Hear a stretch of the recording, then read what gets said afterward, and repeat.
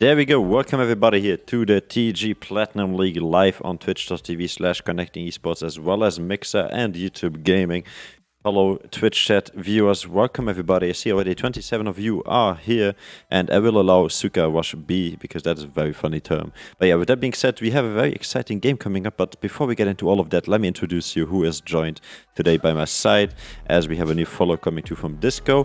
So today it will be Sherlock, very famous French caster here on Connecting Esports. And of course, Alex from our UNE partners joining us on stream for the Platinum quarterfinals. And what are we going to see today on the live stream?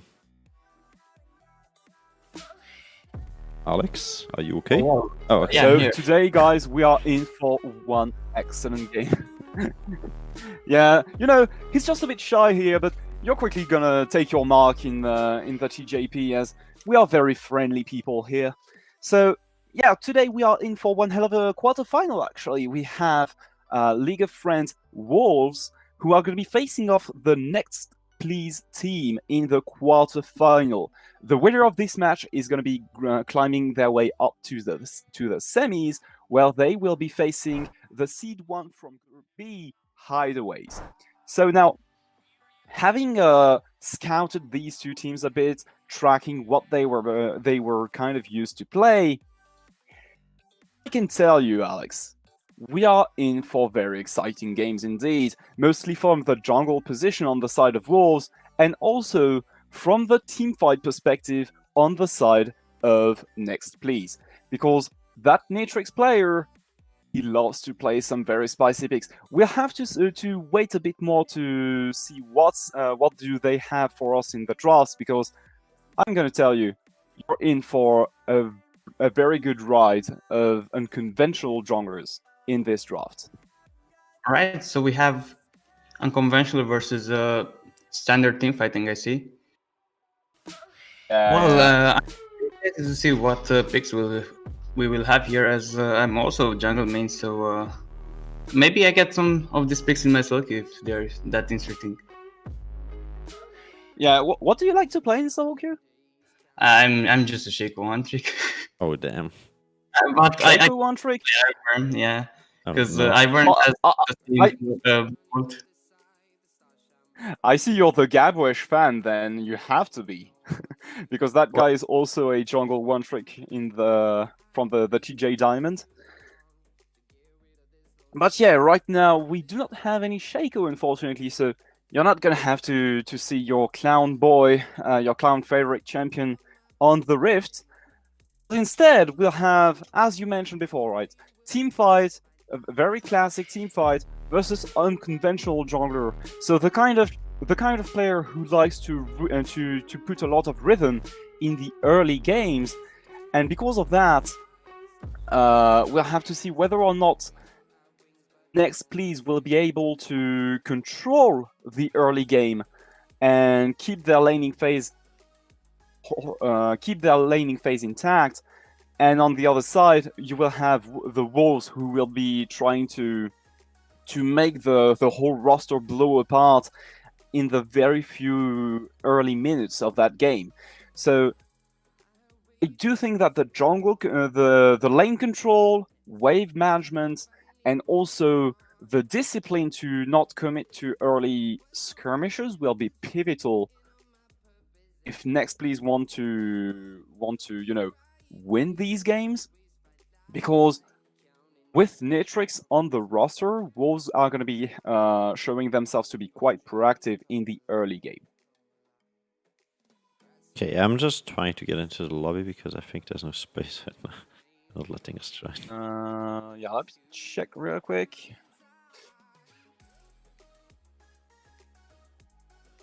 Yeah, either I'm very bad. No, I'm just gonna. The lobby's full, so I'm just gonna tell one player to join the spectator. So that's you will have some room. There you go. You can join in now, Jason. Okay, thanks. Did I send any spectating links? Otherwise, I'll set them up real quick. I have them ready. Oh yeah, hang on. I'm just gonna show it to you real quick. Now, Thank you. there you go, my dear friend. Well, with that, we are ready for our first game here of the quarterfinals. Is there any team you are rooting for, Alex, from the get-go? Well, you told me a lot about Wolves jungler, so I kind of want to root for them, even though I shouldn't root for anyone. Well, yeah. Maybe after the draft, I'm gonna change. For now, I'm gonna stay with Wolves. Yeah. Okay, so I'm gonna ask you the same question again after that draft, then, and we're gonna see if we either agree and have a total caster bias during that game, or if we disagree, and then we'll have a bit more competitiveness in our betting, even, because I do remind you, dear viewers, that the betting system here in the TJ Platinum is a system that we have in chat. So feel free, as soon as the draft ends and before the game starts, to place your connector points on either of these teams. Now, the first few bans will be coming through because draft has started. Yep, we have Cassiopeia on the side of Wolves, followed by Ornn from next place. What can you tell me about these two bans? So, the Ornn ban coming from next place is a bit surprising, really, because they are the one who prioritize the Ornn very much, and you would really expect such a team fight prone pick to be their target, but they might think that the Wolves would decide to play their own game to try to get them at their own game instead, and so they are banning away a lot of these picks that can be very troublesome to mostly the top side position with the Ornn and Zac banned, and the Wolves are responding with a lot of team fighting oriented picks or team fight carry picks like the Illaoi, the Cassiopeia, and the Jarvan also who are all going to be joining the bench. Now, Yuumi gets banned as well, which is very good because Ezreal is the first pick and you do not want to give away that duo. And I do love the Ezreal blue locked in blind like that because that's a really safe pick. Yeah, I also love the Yuumi ban because she also got some buffs on her passive dispatch that drops. Yeah. And against the Ezreal first pick, we will have a Karma. She can be flexed in mid lane, top lane, or bot lane, so I'm not sure if that's going to be a bot lane pick for now, but it looks like it because it should be pretty good versus Ezreal. Maybe they are looking now to pair up with an AD carry. There's Ashe, of course. Ashe will be picked. We have Ashe being picked in a lot of tournaments in pro play. Yeah, it's also one very good counter to the Ezreal with the constant slow and the big water cutlass being one of the first sub items that she builds. She's able to chase down the Ezreal in a pure 1v1. And as you mentioned, right, being paired with the Karma, she would get a nice buff of movement speed as well to help her in her chases. So I am already a big fan of that Karma being locked in. Also, you mentioned the flex value.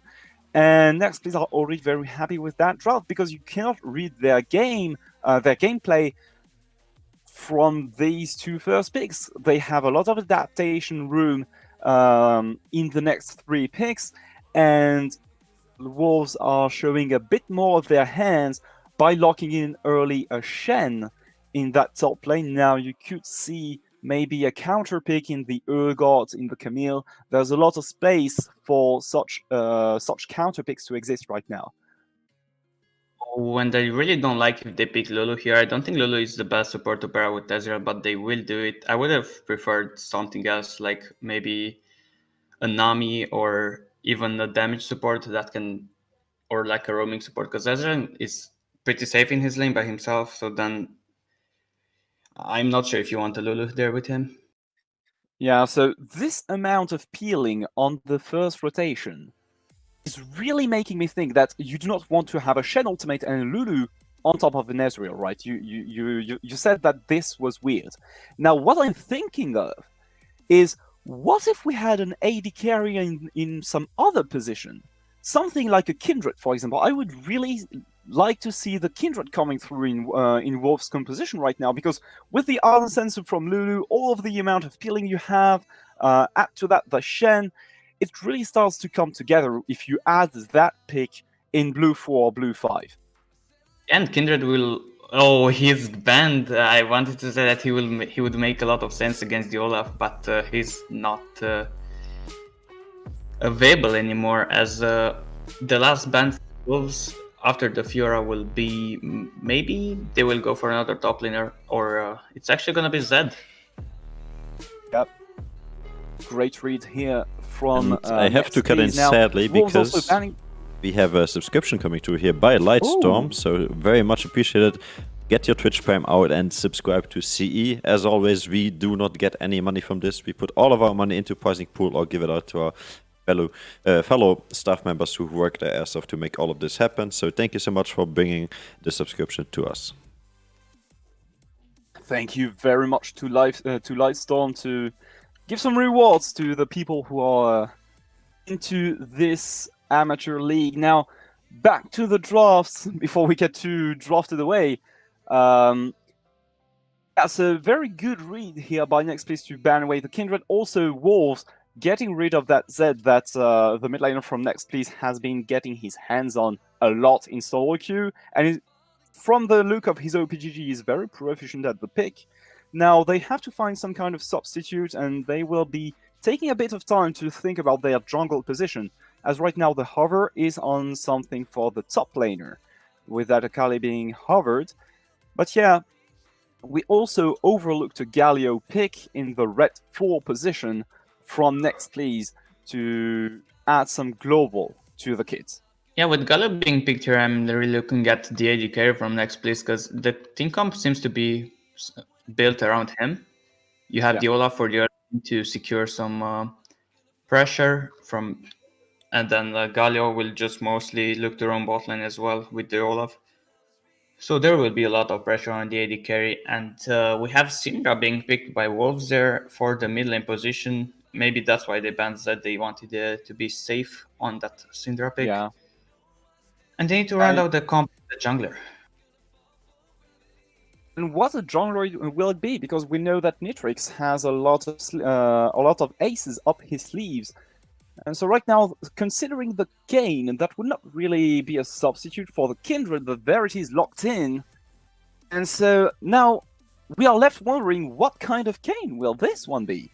Because it could very well be an Assassin Kayn to try and counter the Ashe-centric composition, but that could also very well be a Red Kayn coming through if we end up having a comp with, let's say, Olaf, Galio, Shogath on the roster. 3 tanks coming through for the Darkin form to shred through would be very appetizing for that red jungler.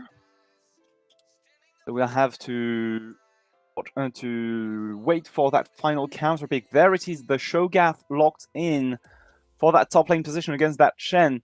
So this will round up that first game draft, and we'll have to wait for the lobby to unfold and the runes to be picked to get fixed about whether or not this Kayn is definitely going to be going Assassin, or will he be going for the Darkin. I would rather have him go for the Darkin. It would make more sense in this game. There's also Karma who can peel off the Assassin Kayn.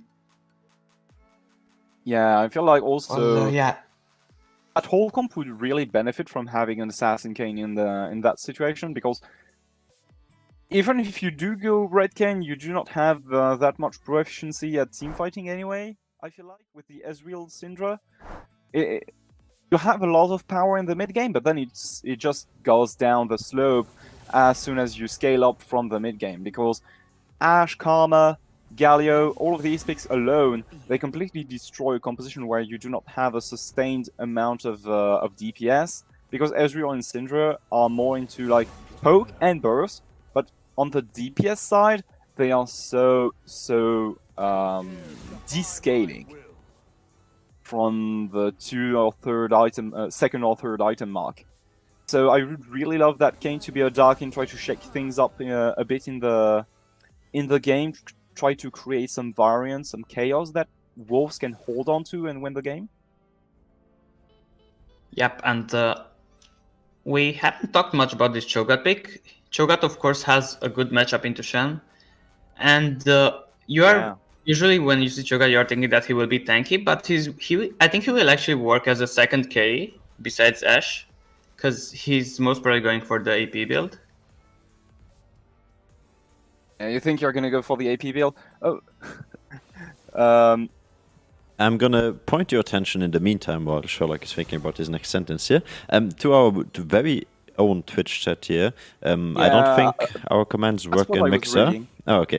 And on Mixer and on YouTube, you can sadly not bet, so head over to our Twitch channel if you are interested in getting some crazy predictions in. So based on the compositions that you see at your screen unfolding, you can have now a beautiful bet going on. If you're not sure how to bet, just use the exclamation mark points. You know how many points you have, and if you have enough points, you can place a bet starting at 1,000 minimum betting. What is it? Betting? Oh, I forgot the English word for that. 1,000 points, and then 100 points maximum. And you can bet on the blue side or on the red side, meaning that you will cheer for left or for right side here of your screen. And if you win, you get some connectors. If you lose them all. And yeah, I can tell you a funny story about how Alex became our top fragger in top 10. But we'll save that for later. Yep. And speaking of the Twitch chat, I was just caught by surprise reading a name in the Twitch chat that I was not ready to see. Hello to Sirzex. Yeah, I don't know if it's him. Oh, it is him, absolutely. It is? Okay, because I totally fangirled over his name, but I wasn't sure if it was him afterwards. But yeah, so hello to Sirzex, one of our former connecting casters in here. I hope you are doing well, my friends. And yeah, so back to now the game, as we are just seeing just about to enter the spectator client, actually, the spectator delay wait. I think you wanted to mention something, Alex. Oh? Yeah, well, I did my bet on blue, so I'm staying with Wolves. Okay. I actually wasn't that high on the comp when I saw Lulu being paired up with Ezreal, but then when I saw Kane being picked last pick versus Olaf, and then Olaf Galio, and then also Cho'Gath being the last pick for red side, I'm thinking that Kane, if he doesn't fall too far behind the early game, he's just gonna take over the game. I mean, I do agree with you totally. Like, that Kane is not any Kane because it's Nitrix's Kane, which is one of his most played picks in solo queue. And the thing is that Kane is one of the power farming junglers of the game, alongside with stuff like Karthus, Kindred, Graves even. And Olaf is also prone to power farming, but he's not doing that office as good as the big four of the power farming junglers. And Olaf has a tendency to fall behind very quickly in terms of utility whenever he doesn't meet his early jungle objectives, which are obviously gaining pressure, putting his laners ahead, and getting a couple of successful ganks off. Now, in terms of ganking capacity, you have all of the gank setup in the world, because when you are playing with Ashe and Karma, when you are playing with Galio, with a CC against a Syndra, and when you are playing more specifically Cho'Gath into Shen, you have a huge space to roam around and try to get as much gank as possible. So you're definitely right here. The Kane is totally going to be able to take away the game if Olaf doesn't succeed, because as soon as that Olaf hits the 15/20 minute mark, he's going to be absolutely outscaled. It doesn't even matter blue or red Kane, he's going to get severely behind. And I want to say that you said something about power farming junglers, and I realized something weird about Olaf. So most power farming junglers are farming for late game, but Olaf is actually farming for mid game. Yeah. And then he then falls off. And if he doesn't power farm, then he's just gonna be weak in mid game as well. He's a really interesting champion. Yeah, I mean, you also have multiple itemization that this guy can go through. Sometimes you do see a lot of the Olaf AD glass cannon in solo queue, but in the team environment and specifically in this composition, most of the time it's going to be the utility Olaf with the Juggernaut, something like Knight's Bow, also Black Cleaver if he does get some gold in his pocket in the early game. Even And- Redemption was popular. Yeah, Redemption. In a while, but the Redemption of Olaf was a big thing in Season 9. Wow. Yeah, definitely. Like some kind of supportive itemization on the bruiser junglers. Yeah, his W also grants him And- healing from all the sources, so that's another reason why Redemption was good on him. Yeah. And that guy has a lot of like built-in sustain, but it's nothing compared to that of a Red Kane, for example. So even in a 1v1 situation, since Kane is the kind of jungler that always goes for damage in his build, like you go Red Kane against a tanky composition, you're gonna be going with stuff like Black Cleaver, Death Dance, and some lethality on the side. And even if you go blue, you're just going to go for full lethality anyway. And add to that something like a Mortal Reminder, maybe. Overall, that Kane is always going to be able to 1v1 the Olaf. So not only did I just get a very juicy delivery of sushi, but I also got a very exciting news coming up here because it's none other than Wayne M himself subscribing of yet another Twitch Prime to our channel today. Oh my god. Very much appreciate, my dude. Welcome to the family. CE will be gladly opening her arms for you and welcome you into this beautiful family. Yeah, as you said, 50 seconds, then we should be into the game. And you have been talking about that Black Cleaver on, it was the Olaf, right? Yeah. Exactly, and I believe that is indeed also a very important key factor against the Shen, and I said key there with that pronunciation for a very good reason, because our most famous key, Ladder 78, is the most famous Shen player in this league. So just a quick shout out to our friends all across the world who play League of Legends in our tournament and have stayed with us for such a long time. And might I point your attention to the betting, who's open for exactly 2 minutes and 17 seconds still. So get your last bets in. And if you're not sure how the bets are standing, just do exclamation mark my bet like this in the chat, and you can see the splits. They are 71 to 29% in favor of the blue side. So whoever bets on red side shall get a lot out of it. And there we go. We are loaded into the game. Best of luck to both teams. And Sherlock and Alex, have fun casting this one.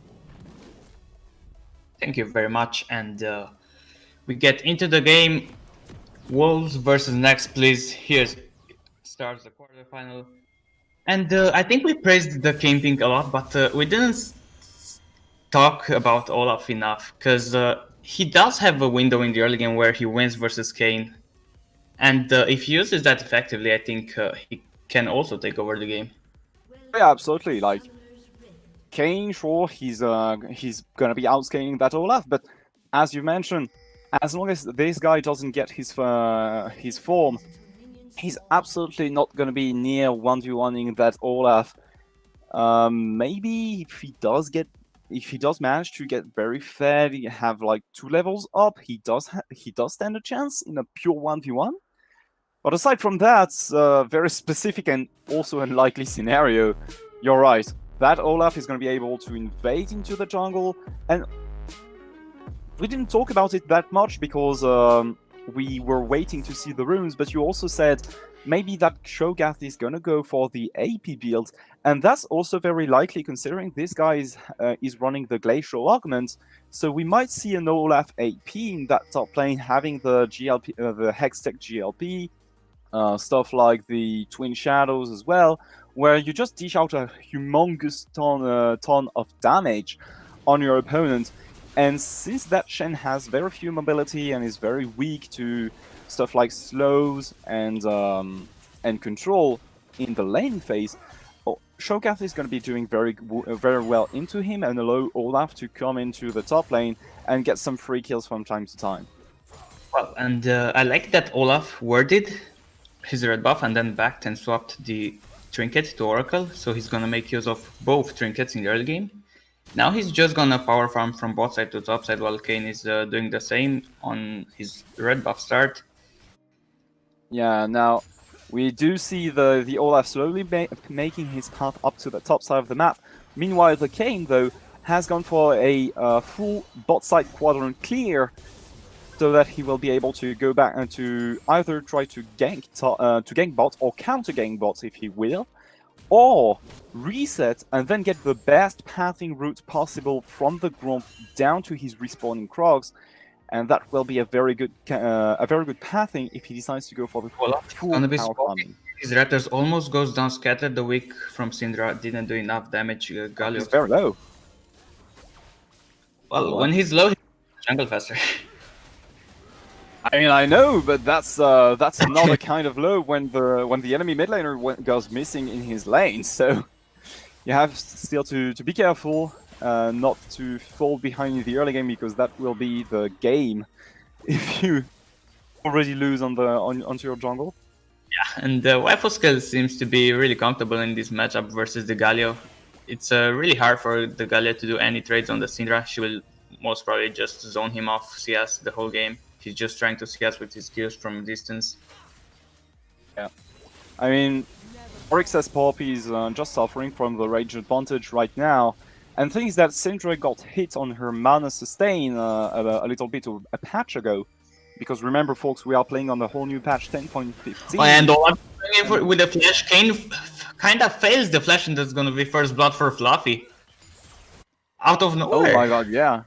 Okay, now Shen is going for the Olaf. Syndra is also here. Big Fudge will finish that off, and it's 1-for-1, but the first blood goes to Fluffy. First blood, and also the Kayn doesn't have his flash up anymore.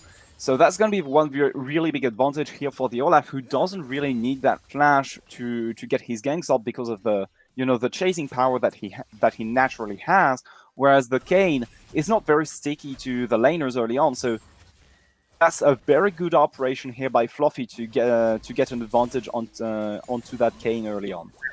Didn't hesitate at all to go for the play. He just instantly flashed on Kayn when he saw him there. That's how you play Olaf. And now he seems to want to get some control around the Drake area, as the dragon is spawning in 30 seconds. Yeah, absolutely. You saw him in the corner of your screen chasing off the Kayn in that river.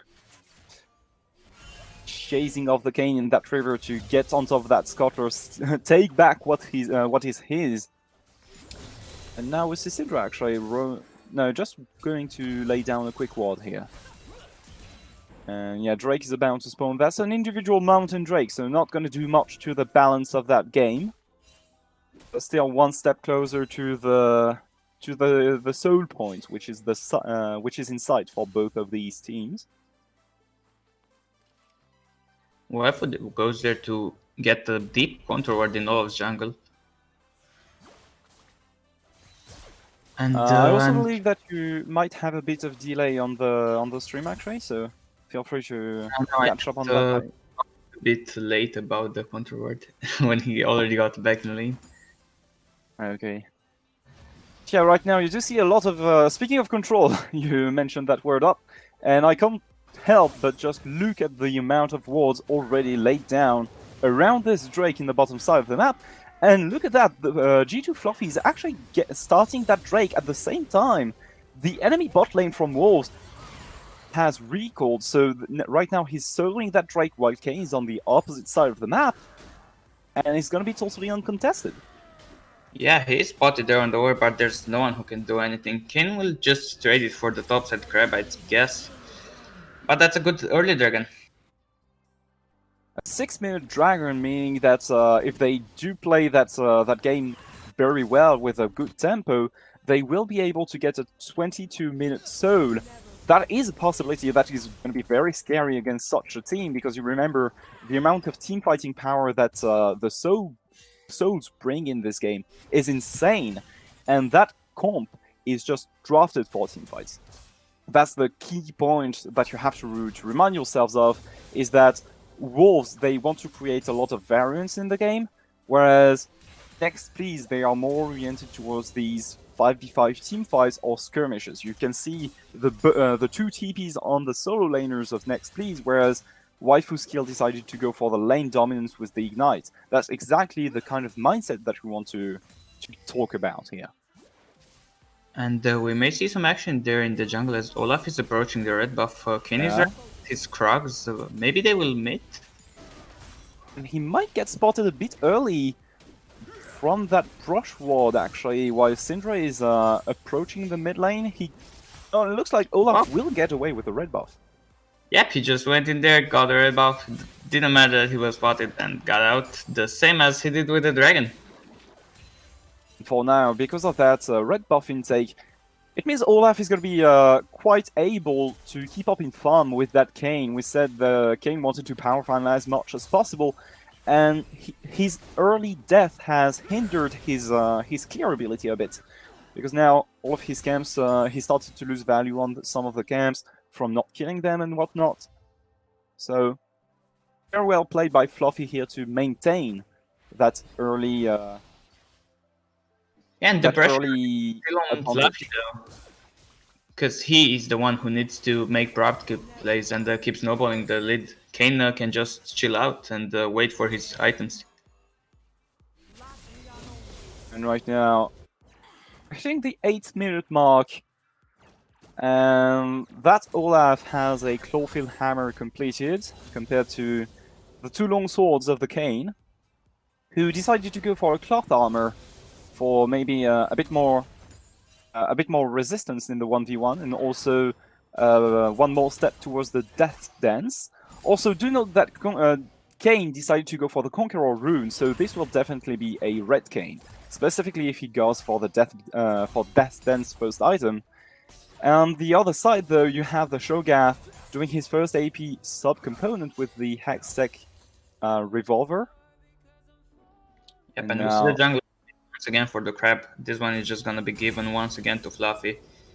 Kane just cannot duel him for now. That guy is definitely being very cautious now that he has already died once in that game.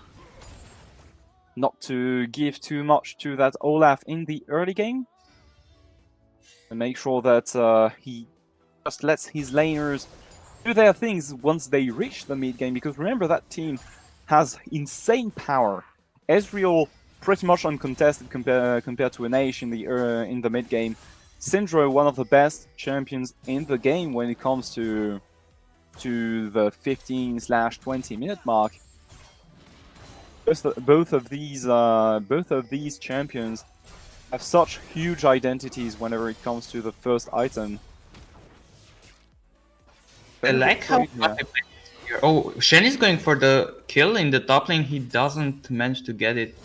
Meanwhile, Olaf got the Herald, and I like how he did get it. So he was going for the King in the jungle, making sure he's going on the other side of the map. And then he started the Herald because he knew it would be uncontested. Now let's see how he will use it, as the next Dragon is spawning in 1 minute. Oh, but look at the positioning from the Galio, though. Kayn is running straight towards the mid lane, but he will meet the Olaf in the river, actually. As right now, Ashe is in bottom lane. Olaf is going. Shen will ult the Kayn, and now Olaf is trying to retreat. And the Ashe ult will connect to the Kayn. And I think that will just be the play. Yeah, quick disengage here, but now that does mean that the Shen ultimate is down, while the Drake is about to spawn in 15 seconds, and with both of these players recalling, they could give a possibility of Olaf doing that second Drake. It's an Infernal nonetheless, so very important for that team fighting composition. Also a team fight comp that has 3 tanks, so they are going to be profiting a lot from that Infernal. And Kayn going to the top side will seal the deal. Yeah, his bot lane has complete priority. Galio also started to have priority against the Syndra somehow. He's also going to be moving and help the Olaf. That's the second Drake of the game, and they're approaching the Soul rather quickly. Even though Olaf has gotten the first blood, and they got 2 Drakes on top of that, looks like Wolves still have a little bit of gold advantage right there. Because if you take a quick look at the farming, there is a slight CS discrepancy coming from the jungle and mid positions, specifically because of the range advantage. But there's also a very good 20 CS lead on that Shen compared to the Shogath, coming mainly from the fact that the Shen had the kill onto the Olaf. So the way that this matchup has gone, kind of like reverse engined a bit. Now things could change also because you have the Shogath who completed his first glacial augment item, so the kill threat on top of that Shen suddenly changes a lot, and we could see a kill coming through in that top lane the next few minutes. So pay attention to that and to the health bars of both of these top laners in the next minutes.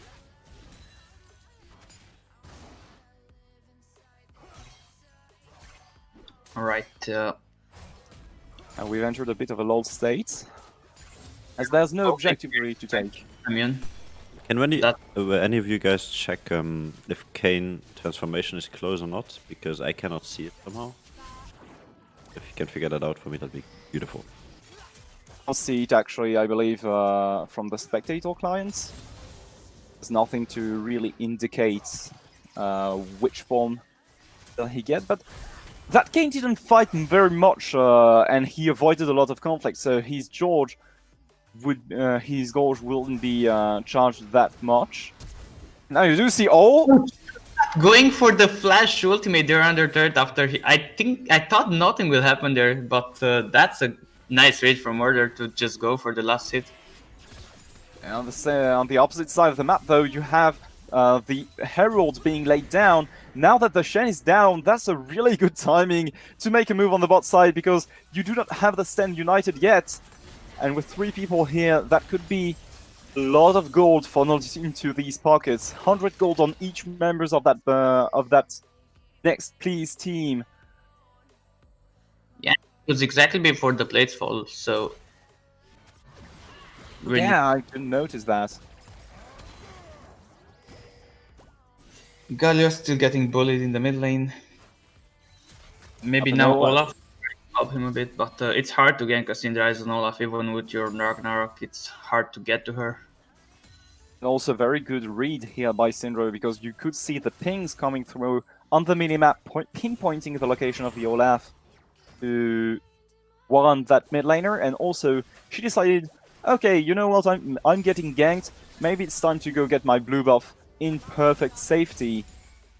And so then you see her roaming to that blue buff and getting it quite easily. Now that she will have a lot of mana sustain in that lane, will be able to get the priority a lot more against that Galio, as she doesn't have anything holding her from spamming her spells now. Yeah, but Galio is doing pretty fine in this lane. He collected most of the CS and he hasn't given a kill, so I think he's okay. Ult from Ashe is gonna hit onto Lulu. Ezreal is focusing on the Karma. Karma is gonna get really low. Now Shen's ultimate is gonna come. Ezreal flash is under attack to stay alive, and Ashe with Karma will just retreat for now. And almost all summoner spells have been burnt in that fight for these bottom laners. The only remaining summons is the flash from the Lulu, and I feel like that's a bit unfortunate that no one goes down here on the side of Wolves, because they could have really, if they managed to focus on the same target at the start of that fight, gotten a lot more damages onto the same target, that even the Sten United and Wild Growth wouldn't have been enough then. That also means that the Shogath will be able to take down the first turret of the game. So, speaking of top lane priority, that second Herald is now much more likely to go over to next please, because of the map being open on the top side of the map. And we are also looking at that third dragon, which will be Ocean, which will give them the chance for a soul point at the minute 26. Galio with the flash onto Syndra. Syndra flashes away, Ragnarok is gonna be used. Now Kane is here, and Olaf is in danger. Waifu's Q beat him with the ultimate. Now, I'm not sure if they will get a Drake anymore. Oh yeah, that's totally gonna be the first Drake of the game for Wolves. After such an overstep by Fluffy, you could see the tower shot was already too much, and the damage from the Unleash power just finished him off in an instant. As, you know, you lose a lot of resistances once you pop that Ragnarok, so you always have to be careful not to overstep. And it's exactly what's happened here.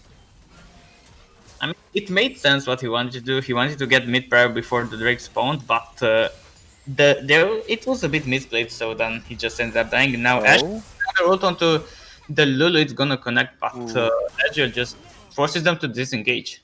Lots of retaliation damage coming through Gobi's. He seems to hit every single skill shot in that bottom lane, and it results in them being able to turn things around, even though Lulu didn't have any cleans. So very good play here by these two bottom laners.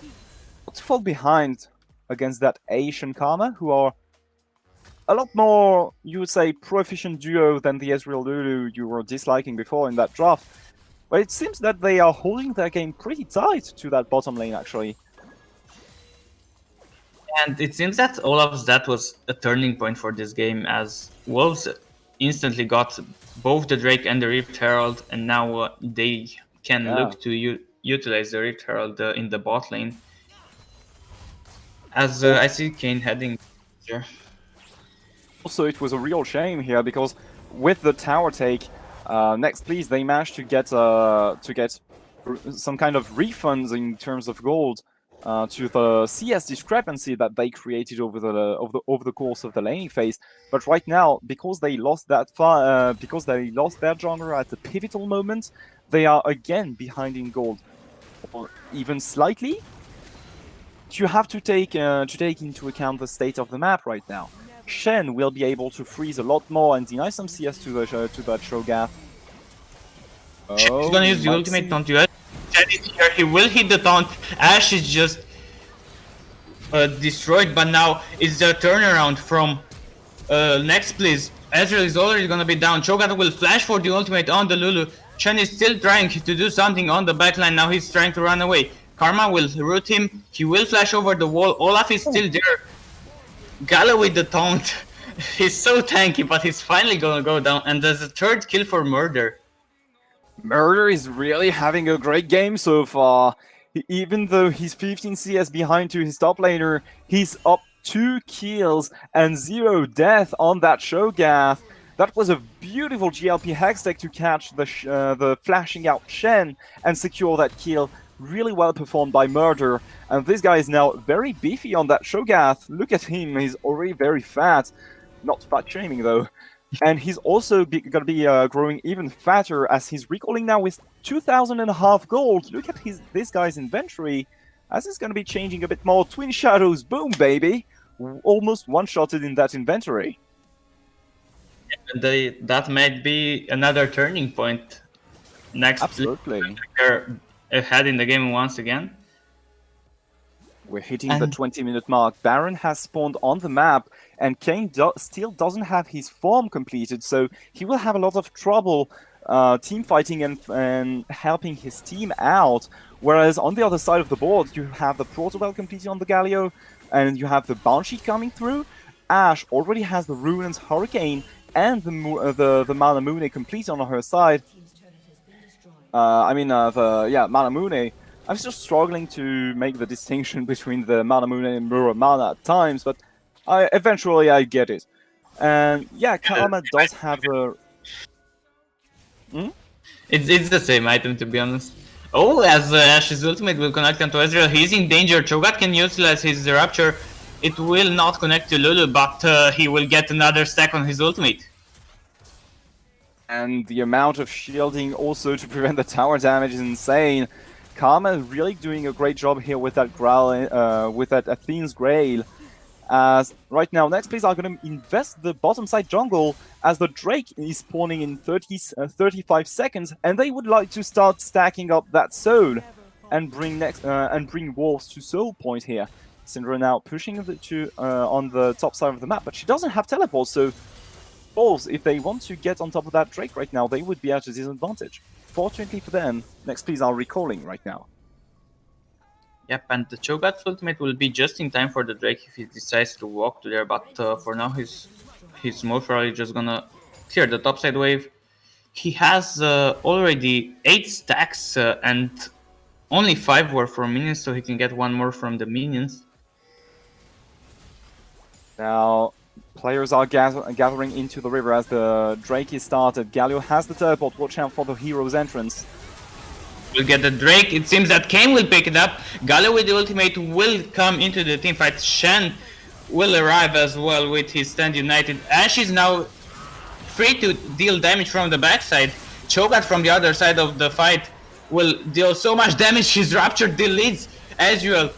Kane is trying to run away now. Galio will stop him on his track. Shen is also gonna go down. Now Flash from Nahum. He is going for the Cinder. The exhaust will pop. And that's the shutdown. Ace from next, please. As they are heading to Baron. Oh yeah, they are heading to the Baron right now, and they do have some of the sustenance to get through to shred through this boy already. As Karma does have some shields. Galio is very tanky, and Ashe, she doesn't have the BRK yet, but she does have a lot of DPS onto that Baron, as it's a single target. Right now they are doing it very slowly. This could be giving time to Wolves to react if they would want to. Shen is respawning in 4 seconds and he has the TP available. Watch out for Execute on Copy, and now Karma also gets really low. Lulu is there to stop them. Oh my god! Execute from the Baron. Tony Montana also will go down. Olaf was just a bit too slow to get there to the Baron, so that means next place will just not get anything after the Drake fight win. It looks like teams are slowly taking turns trying to get that Baron in their pockets, but Olaf and Cho'Gath are now here, so it's a 2v1 smite fight on the side of Nitrix. He will have to play that very smart to get this Baron on in front of these eyes. And now Lulu already took a lot of damage as Cho'Gath is approaching them. The Rapture will hit on 3 people, but he's alone. He has to retreat for now. But at least very low.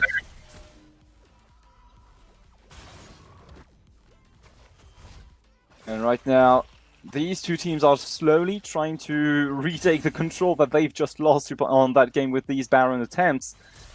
You will see the Shen heading off to the side lane. He still does have his teleport available, so very nice to not have blown that resource preemptively on the side of Wolves, as they are still holding onto that TP. Very important to have such an advantage when the enemy team is supposed to have two TPs. Now Cho'Gath going to that bottom side as well. He does. He's on his way to complete that Sonya. 25 minutes into the game now. Olaf does have his Black Cleaver finally. Kane also has completed that one on his side, and he also has that form since the last team fight that we were emphasizing so much on. So finally he will be able to do some work, fortunately, to help his team. And by the way, we keep seeing some offensive itemization on that Olaf, and not anything on the supportive side a bit. That guy is playing Warrior and has a longsword in his inventory, so he's totally not going to go for Knight's Vow or that kind of stuff. It's either going to be Dozens or... Yeah, I think it's going to be Dozens. It would make the most sense here. Yeah, I agree. You need some of that tankiness in your build. And that longsword is totally screaming death dance to me. He would also get capped at 40% CDR doing so. So that would be a natural choice here. Now, Galio and Cho'Gath slowly managing the side lanes, while the trio of Olaf and bottom laners taking the mid lane, making sure to retain the mid lane priority and slowly choke the Wolves in their top side jungle, making sure that they cannot regain a lot of vision control. As you take a look at those control walls, they are placed all over the middle of the map, laying down a beautiful vision line in favor of next please. And both teams have 2 dragons each, so the next dragon is going to matter a lot for both of them. If Wolves get 3 Ocean Dragons, that's going to be a lot of healing for the Kane, who is building towards the Dozens right now. Or he has the Black Cleaver and the Warrior. Both teams seem to be interested in that Drake. Yeah, absolutely. I mean, the dream scenario for Nitrix would be, honestly, a quadruple Ocean Drake Ocean Soul. Like, that would be really insane, just imagining the amount of sustain that he would be able to get only naturally in during the team fights, and then from dealing all of these damage to these beefy targets. That would be the dream, that would be any Red Kane's wet dream, to be honest. And there's also no more Lenomicon yet, neither Executioner Yeah. for any of the players in next, please, as they will be the ones to start the Drake here. Yeah, Ocean Drake already engaged. Galio is on the side though, so that could be dangerous. Watch out. Kane will steal it. It's the second steal of the game from him. Nahum will take Lulu down, but they just want to run out now after they got the Drake. Yeah, Cho'Gath is chasing now. He still has the feast available to him. Galio finds the taunt. Yeah, Kane is in a bit of a problem here. He is not gonna get away. Ash will pick up that kill, and it's the 4th kill for Nahum. Meanwhile, Shen is in the top lane. He will push for the second turret. Teleport from Cho'Gath to defend. The rest of his team seem to want to push in the mid lane, or maybe go for the Baron. Oh, Karma almost goes down. She will go down to the Ignite. I'm not sure what happened. My camera wasn't there, but Syndra gets one. Watch out for the Shen though. Okay, he gets away to safety. Yeah, like Waifu Skill says, thank you very much for that juicy 300 gold right now, as she was struggling a bit in the early game to find a true grasp onto that game, but right now, look at that, she recalled, gets the Rabadon's death cap, and now she's a very happy Syndra. Yep, and she can also choose to finish the Moralnomicon if she feels like it, but it's not needed, so she can just item towards the next item. I mean, sure, she does not need it. You're not. The enemy team is not the one sitting on the 3 Ocean Drake right now. Yeah, exactly. And do you realize actually that this is insane, considering the fact that Next Please have had the pressure for almost the entire part of that game, it feels like, and yet they are the ones struggling to secure these Drakes, as they had the 2 first Drakes and they couldn't get their hands on any of the following ones. It's actually insane when you consider, when you think about it and phrase it like that. Yeah, Fluffy may have had a good early game, but he kind of failed the 2 Dragon Smites, and Nitrix punished him for that and got them for himself. Yeah. Also, like the way that Next Please likes to play the objectives in 50-50 all the time is also bothering me a bit. I feel like with their composition they could try to look and force for fights even more, especially like just casting the Twin Shadows from the Cho'Gath as a form of engage would work at this point, and then rushing in with the Karma Mentor Shield. That would be really helpful for Next Please to find a fight and then have a sure shot at the objectives. You even have the Feast of the Cho'Gath on the side to help secure it, so I would really love to see them go for team fights. Yeah, but for now, Cho'Gath doesn't have his teleport, but on the other side, Shen has both his teleport and his Stand United, so it's really hard for Next Please to start Baron here or like start the fight, as Shen is gonna be able to join and Cho'Gath won't. Yeah, and also you have to notice that the Shen already has Stone Plate and the Titanic Hydra in his kit, as well as a Brumble Vest that does a lot into a Cho'Gath. So Cho'Gath might be feeling a bit insecure in that 1v1 as long as he doesn't manage to connect a lot of abilities. That Shen will be able to overpower him in a 1v1. So he's not willing to try a lot right now. And it feels like the game is slowing down by so much. Sure, it is in the favor of Next Please, as they have the scaling team fighting team, with the advantage, with the form of advantage that they managed to secure in the early game. It's almost a shame to not see them try a little bit more.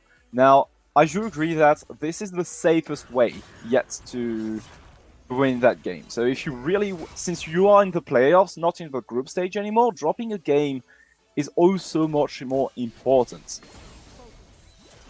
So I totally understand why they would go for the safe route. Yep, and we are approaching the next dragon fight. All the dragon fights brought us some action except for the first 2 that Olaf just picked for himself. So I'm really looking forward to this next dragon in 20 seconds, we will either have the soul for wolves or the soul point for next, please. Double soul points. It would be actually crazy in that first game of the quarterfinals. Oh, and look at that. The wolves, they are hunting tonight as they are laying a little trap that Olaf has full awareness of, seems like. Alright, Galio is gonna be the first one to walk. He's gonna cue the bush. He's going in with the taunt flash. Shen is ulting on the Kane. Kane is going instantly for the Olaf. Will not be able to take him down. Meanwhile, Galio will die in the backline. The Ezreal is doing a lot of damage. Kane doesn't have his ultimate. He's getting really low. Shen is going for the taunt. Stun. The scatter, the weak from Syndra was insane there. As Olaf is trying to steal the dragon from behind, he does have the access, he doesn't have the flash, he will axe, Ezreal will over the wall, kill him, and that's soul for wolves. Quadruple Ocean Soul on a Kane, on a Syndra, and on an Ezreal. You're not gonna kill these guys anytime soon anymore. If they deal damage to you, they are gonna be getting 200 to 300 health almost instantly. And look at that now, they are going to do the Baron Nashor. There's nothing in their way that will prevent them from securing that objective. Wolves turning around that game that was in the that was slowly in the favor of Next Please right now. As these guys are so happy with that. Oh, that was so close from Nahum, but he will not steal it as Ken will pick it up with the smite. Now he can back, he can get his Death Dance, and the Kane is so strong. I got scared a little bit here, not gonna lie, watching that arrow. But yeah, basically what you are wishing for now as Next Please is that you manage to stall the game for 4 minutes as the enemy team has the Baron. You're trying to make it just hold it in while it fades away, and then try to get an advantage before the Elder Drake spawns, and after that, you can start to work your way towards the Elder Dragon. The burn from it will kind of negate the advantage from the Ocean Soul, and then you can hope to get some Elder Immolations on, for example, the Kane while he's inside of you. That kind of interactions would really work out well, especially when you have the amount of shielding that that Wolves have right now with the Lulu and the Sten United. Elder Immolation is your best bet to win that game, but you have to win that smite fight, and it hasn't really gone in Next Please's way for the last three smite fights. So I wouldn't bet on that if I was Fluffy. Yep, now they will look to besieging both in top lane and mid lane. The turret will slowly fall, they don't even need to do anything. Okay, Kane is gonna take a lot of damage from Nahum. Now Olaf cannot go for more. That was pretty good from Nahum. Yeah, absolutely. Forcing the flash away from that Kane is going to be a great tool for these team fights. And remember what we said, right? We said that we want Next Please to prevent Wolf from getting an advantage. Oh, the Scatter Awake will stun and Unstoppable Force will finish off the Ashe. Another good play from Waifu skill. Rabadon's Death Cap, Luden's Echo, and Void Staff completed. That Syndra, that Syndra damage was so disgusting, but for all of the right reasons. So we're gonna pass out on that as Nahum literally pass out in his lane. As now Wolves are freely pushing into another Scatter the Wake will hit, and Azrael's ultimate will pick up that kill. Now they will go for the second turret in the mid lane. Inhibitor will go down as well. They can maybe go for more. Yep, they are going for the end here. Let's see if the three members still alive can do anything. Lulu is gonna get Shen ulted as she tries to get close to the choke. It will not have a flash taunt. Galio almost goes down. He will go down to Ezreal's last Q. Nahum is the only one still alive. He's doing a lot of damage, but he cannot do enough. As I think Wolves just picked up the win here. Oh, they get the clear ace for the bad manners. And now that's GG for game one. League of Friends Wolves open up the score in that quarterfinal of the TJ Platinum League, 1-0 against a against a Next Please. Didn't go down without a fight. Yeah, they Next Place had the control almost all of the game, but then Kane just with the clutch smites at the Drakes turned the game around slowly but surely, and in the end they managed to get the win after 37 minutes. And holy moly, what a game, really! Like, I feel like Next Please have kind of let their grasp on that game slip away slowly but surely.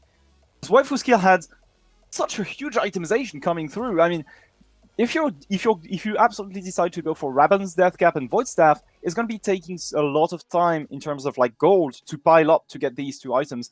And the thing is that while she was busy doing all of that, Next Please haven't tried really anything with the Glacial Augment Shogath, with the Olaf, with the Ash arrows even, that we've almost always seen going onto the bot lanes in 2v2 scenarios. They have never grouped up or forced any fights, so that's really a shame.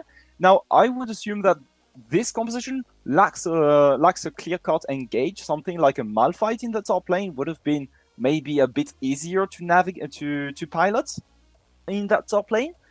And so, in terms of adaptation for Game 2, I would like to see maybe a bit more engage on the side of Next Please if they do go for, once again, a teamfight-oriented draft.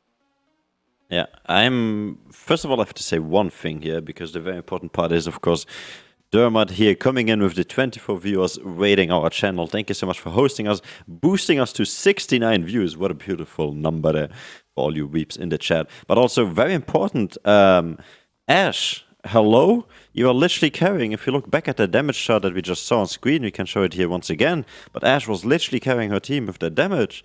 And then in those last 3 team fights, she stepped up to the enemy and died by being melee to Shen, basically, and yeah, not respecting the enemy team.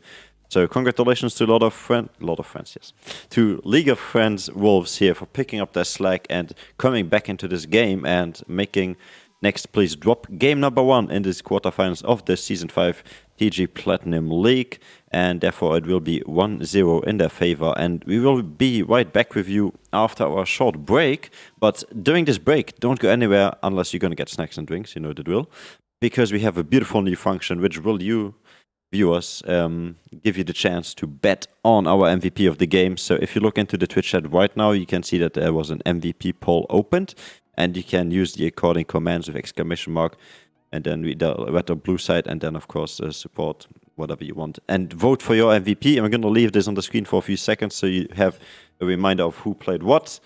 And until that is completed, we will be back for sure. So once again, thank you so much, Dermot, here for rating our Twitch channel. Much appreciated, my man. And also, Wayne, yeah, I'll give you your points after the break. So after this break, we'll be right back with you. Get a drink if you need one, because this one's going to be a good one.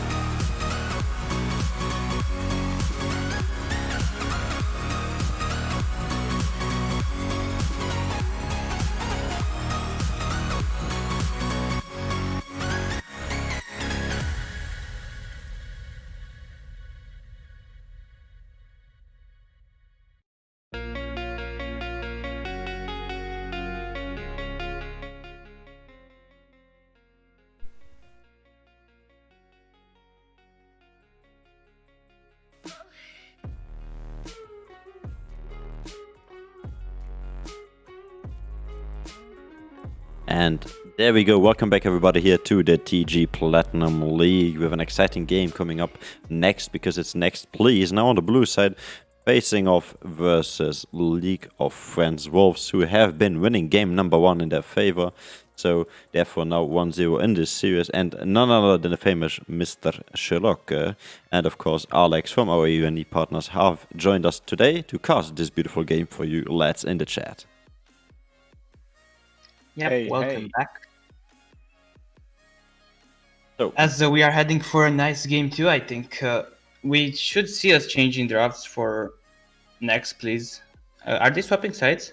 yes, they are swapping sides, so blue side now Next Please, and a lot of friends, not a lot of League of Friends Wolves on the red side now. So we're just gonna get everything ready for you guys, and then we'll just hop into the draft in a second here. Let's go. I hope you're as So- excited as me to see what's coming up next. And I am, to be honest. I'm also tiny bit disappointed because I was having a lot of expectations on that Kane pick entering the game, and it hasn't done very well. Dying on the first blood, not doing that much that another jungle would have done. You know, like sure the player himself was a really good player. He did a lot of steals that were quite decisive to buy time to go back into the game, but the thing is that nothing specific to Kane has really happened aside from maybe one fight where he did buy a huge amount of time for his team by being the distraction that only Kane can be. But aside from that, I feel like that was a bit of a letdown coming from promising pick. I think I would like Next Please to drop the Olaf. I don't think Olaf is as strong as he was in the past. Maybe look for other junglers. Okay, so we got everybody into the lobby finally, and that gives me the time to just talk about what has been going on in this last game. And as you can see, the jungle from red side has won our MVP poll with 45% of those 100% of the votes. So that is the majority going in his favor. And yeah, I'm gonna say well deserved, because he did indeed pull off a really good game, the jungler there on the Olaf. But sadly, they did drop the game still. So MVP to the red side, winning team was on the blue side. Well, wait, what? What? You okay? Yeah, I mean, I am. Just like, I'm just feeling like MVP is just surprising. Surprising? I mean, just comparing the possibilities in terms of MVP choice, I would have put at least 2 other players on that list.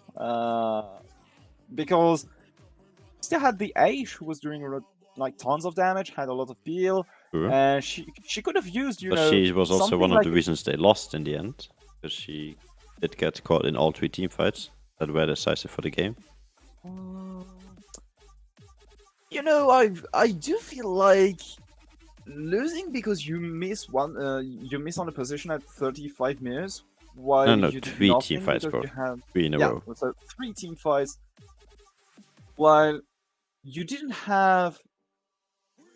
create anything while you had the control of the game for the whole duration of the lane phase.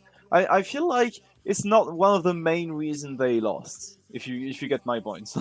Yeah. So I would go for I would like to say that Olaf going full AD was a bad idea in my opinion, because you're not gonna be the one who's gonna carry the game anyway. And playing against Syndra Israel, you do not have backline, it says.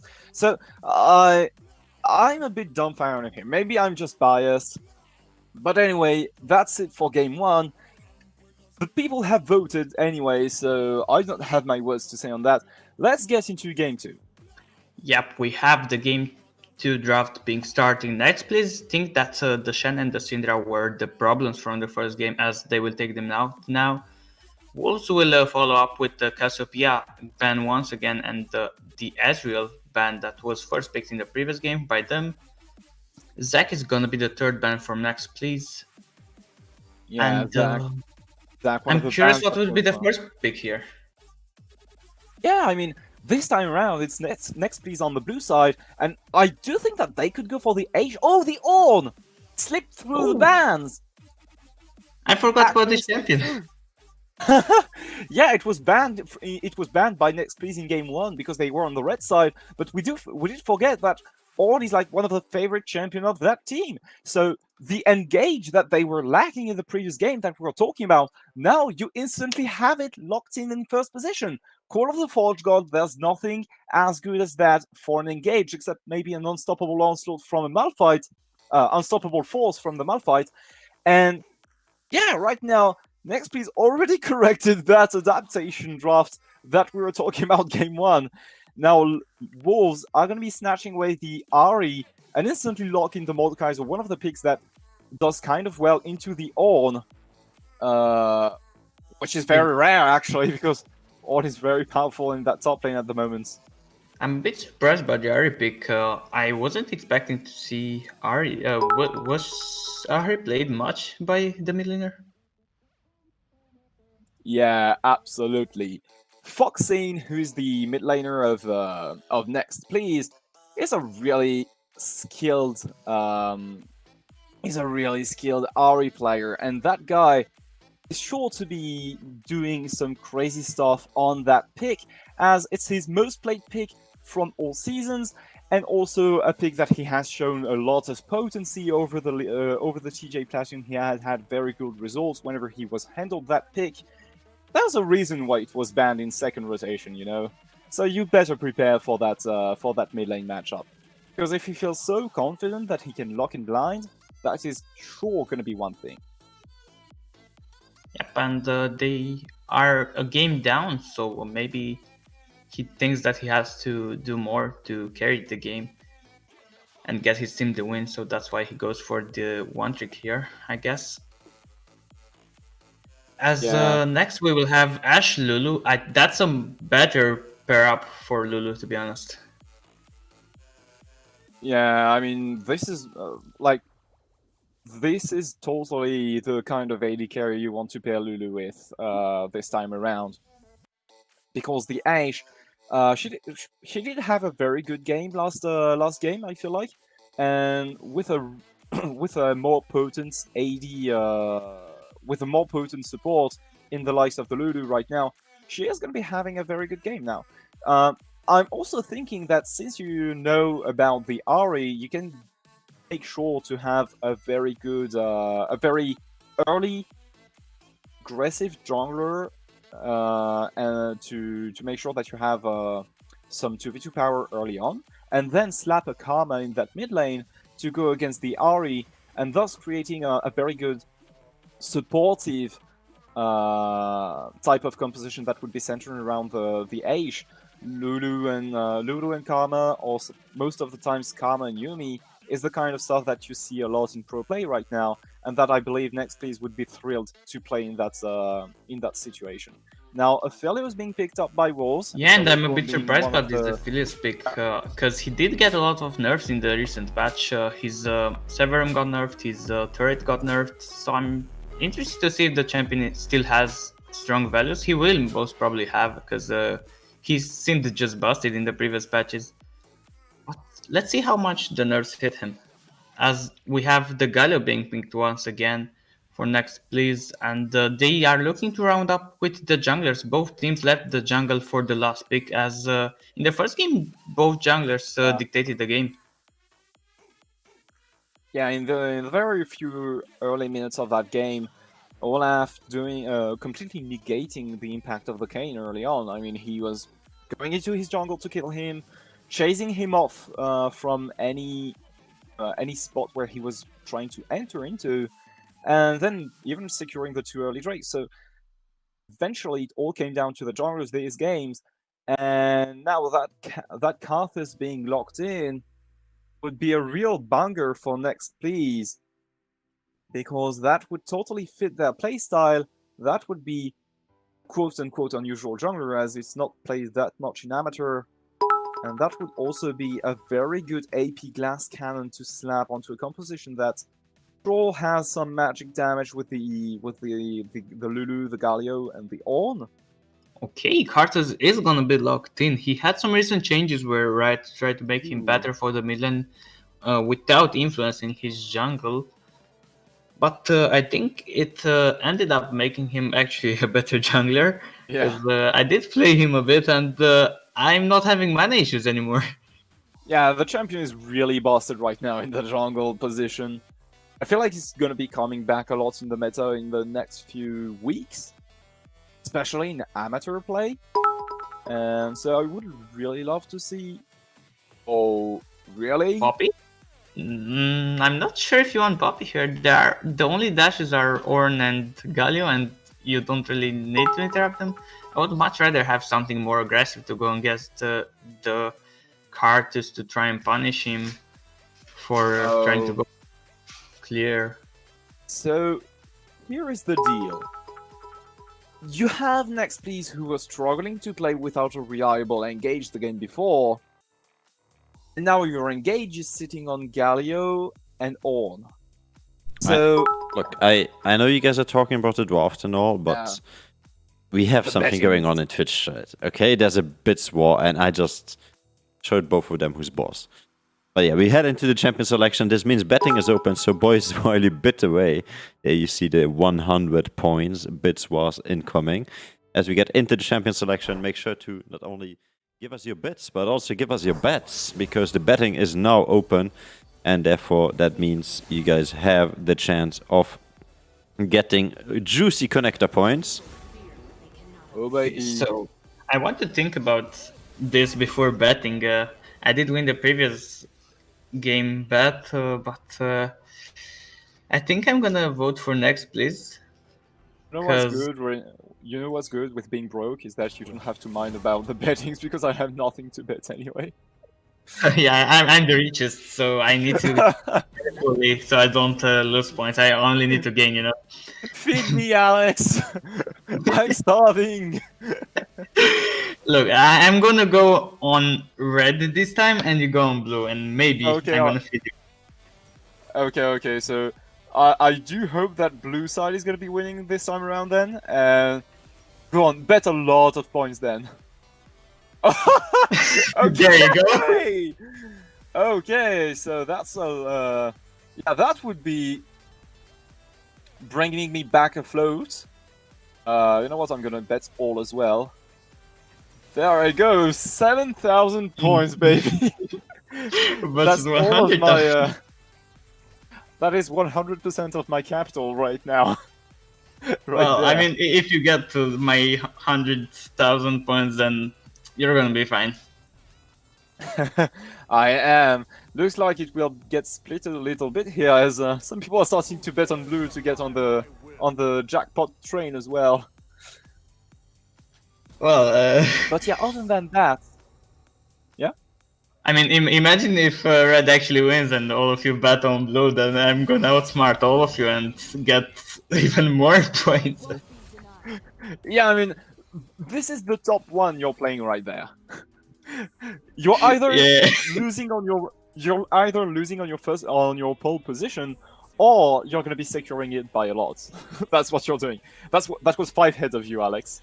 Yep. So we are almost done with the draft in the champion, in the actual client, and I'm not sure how this game will play out. By the two junglers, I think they will not interact much, as we saw a lot of interaction in the previous game. This will most probably be centered around the mid lane, where Ahri is gonna try to get ahead versus the Galio. I feel like the way the game is gonna go is mostly down to the rune choices here of the Poppy and the Ahri, because Mm-hmm. Ahri does have a lot to do when it comes to runes. You can go the Irie, the Comet. Electrocute is the most favorite rune choice. You can even go Dark Harvest if you really want to go down on your opponents and if you believe enough in your skills. And then on the Poppy, it's kind of the same thing. You can run the Predator. You can also have the choice between the Phase Rush, Electrocute, and the most potent rune on the Poppy jungle in terms of damage is surprisingly the Hail of Blades. Really? Yeah. Well, I don't know much about Poppy Jungle, but that sounds interesting. The logic behind it is pretty simple, actually. You have a jungler that already has a huge amount of base damage in the early game, and so when you factor in the math, you realize that since the champion has an anti-dash, a grounded, and a stun, you have plenty of time to land down some auto attacks. So if you can get all of your auto attacks out thanks to Hail of Blades instead of just the electrocute proc, you're already out damaging the electrocute build by landing down 2 auto attacks. So yeah, I it's actually like really, Halo Blades. I'm playing Halo Blades on my Shaco over Dark Harvest and Electrocute because Halo Blades just feels so much stronger. So I can probably see how it works on Poppy. Okay, I will have to interrupt this beautiful session once again because you guys have been talking about the important part on screen, but I'm going to talk about the important part in Twitch chat, so off your screen or on the side of your screen, because not only did we have a very short bit war, but also some subs coming through here for all of you lovely followers. 47, and I did say we will be gifting subs at 50, and we just did so. And as, of course, Mr. Disco got his very own sub gifted by me personally, but also thanks to Twin on the Connecting Esports account, we did get yet another 2 gifted subs into the Twitch chat. So welcome to the family, and also thank you so much for everybody who's cheering, following, and of course subscribing on their own or using their Twitch Prime on us. We do much appreciate it a lot because we also have Connecting Esports family growing behind in every community that we are in. For example, the Discord community, we have a very big server, so make sure to join that one on discord.me/Connecting Esports and be a part of the community. Or if you're interested in the more professional and competitive spirit, join our Challenger Mode very own space because they are partnered with us. So Challenger Mode .com/s/Connecting Esports to join our most beautiful space where you get all the latest news on our upcoming tournaments. For example, League of Legends Platinum League, the TG Diamond League, or even the Challenger League, as well as, of course, our EUNE leagues and our Valorant Weekend Cups, and maybe the the Valorant League Cups, and many, many more to come in the future. So stay tuned, and of course head over to connecting-esports.com and the merch for our beautiful new summer jersey, only available limited a time. So make sure to get that one under your belt because I got one, and hell yeah, does it look fancy. That being said, Sherlock and Alex, you did already do your bets. Oh my god, Slishtakos, thank you so much for the 100 bits in the chat. You are very much appreciated. But yeah, so who do you think will be favored in this game now? Don't forget, Nyx please needs to win this game, otherwise Lord of Wolves. Fucking hell, I did it again. League of Friends Wolves will advance to the semifinals and clean 2-0 Nyx please. So who do you think will win based on this composition? Well, I bet on red, so I'm gonna go with red team. Yeah, so this time around we decided to disagree only on the bets, as running down these 2 compositions, I do believe that you have a lot of potential coming from the drafts alone, because you have a Mordekaiser and a Karthus, so that's already one clear-cut interaction that you can think of. You have the Poppy that can deny the Ornn and Galio to a certain extent. You have also the disengage, so much disengage coming from the composition of Wolves, with the Braum, with the Poppy, with the Mordekaiser, also the Ari to a certain extent with the Charm. So, who do you think will win if you are me and you have 23k points at your disposal? Just bet on blue so you can steal my points. I bet on red like 100,000. Okay, I would personally bet on red. Okay. What is the betting looking like? He just wants your points. Don't trust him. Twitch chat says red side, so I only bet on blue for the hope of getting some points back in my pocket, but okay, I'm gonna bet on. Judging from the drafts and game 1, I do think that red is gonna be winning, because not only do they have the tools to emphasize on the on what caused next Please's demise in game 1, but also they have champions that they are much more comfortable on in game 2 right now. Waifu's Kill was good on that Syndra, he's gonna be so much more at ease on that Ari. Nitrix as well, very comfortable on that Poppy. He's played that pick a bajillion of times in the league already on stage, and Aphelios and Braum is so easy to pilot, so much more easy to pilot than Ezreal Lulu in the lane. So Well, yeah, you but go, then you have my, on the other side, on blue side, you have Ornn with the Cartus, and then Ornn can upgrade Cartus's Rabadons around 20 minutes, 25 minutes, and then Cartus is gonna be so strong with his ultimate and Qs, so that's why I would most probably bet on blue if I didn't already bet on red. I did give it 1k on blue because you guys were confusing me, so I was scared to bet, and I didn't want to lose all of my points that I just got again from gifting subs. So yeah, I'm gonna come back at you, Alex. I'll get my 500k back and make it back to the top. You just believe. Yeah, sure. If not, I will wob you. Okay. For now, I'm still gonna be on top. Let's see how this game will play out, as Poppy will once again do a word in the top side and walk towards the blue buff. Cartus, of course, just starting blue buff, looking to full clear. That's a cool Mordekaiser skin. Yeah, I do love it. You know what? Like, one of my favorite skin from the game is actually the Darkstar Mordekaiser skin, because whenever he gets to ult you, you have like the big arena with a black hole beneath. That's so cool. But yeah, I do like the Infernal as well. Like the blazing fire arena is really impressive once you get inside of the Death Realm. And aside from the skin choices of the players, we are going to be discussing a bit about this Poppy rune choice. Yeah, she didn't go for Halo Blade, she went for the Phase Rush, which will grant her a bit more move speed, so she will meet the Cartus. She can actually avoid getting kited. Yeah, she can chase him, yes. Chasing that Karthus down to make sure that she gets some stickiness in her kit, as Mordekaiser is already taking big chunks out of that Ornn in the top lane. Yep, that's a good trade, and Ornn somehow trades equally, even though he's level 1 versus level 2 of Mordekaiser, and he's also gonna level up and get some health. Ornn is balanced. I mean, I bet he is, right? Also, do you notice that Ornn has a Doran shield, whereas Mordekaiser, strangely enough, has gone for the Corrupting Pots as a starter item, so you do have some additional stat on the Forge God himself. Okay, he is gonna go for another W now. He wants to disengage as Mordekaiser's passive is really, really strong, and you don't want to take long trades there as Ornn. In short trades, he will most probably win all of them, and he can go for a kill if Mordekaiser doesn't pay attention, to be honest. If Big Fudge gets a bit greedy in that top lane, it could very well turn bad, as Ornn does have a lot of agency here in that top lane, also considering that he's not low on mana. Galio is going for a trade. Charm is gonna be hit by Harry and forces the flash away from Poppy. If he didn't, then maybe he would have died. As now he's intensifies in that top lane. Yeah, I was holding my breath there for a bit. Yeah, Galio is forcing the mid lane to go back to base and use his teleport there by a nice charm hit by Waifu skill.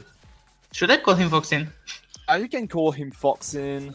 I feel like the viewers are going to be comfortable with that anyway. And you know, you can make the connection between the Fox Lady and the name Foxin quite easily. So yeah, let's go with that. Okay, we'll be calling him Foxin then.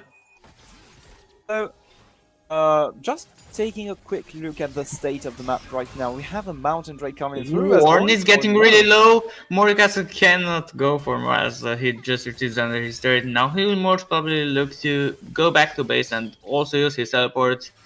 The same thing as Poppy in the mid lane had to do, not the champion Poppy. That's gonna be confusing. Yeah, I know, but it's fine anyway.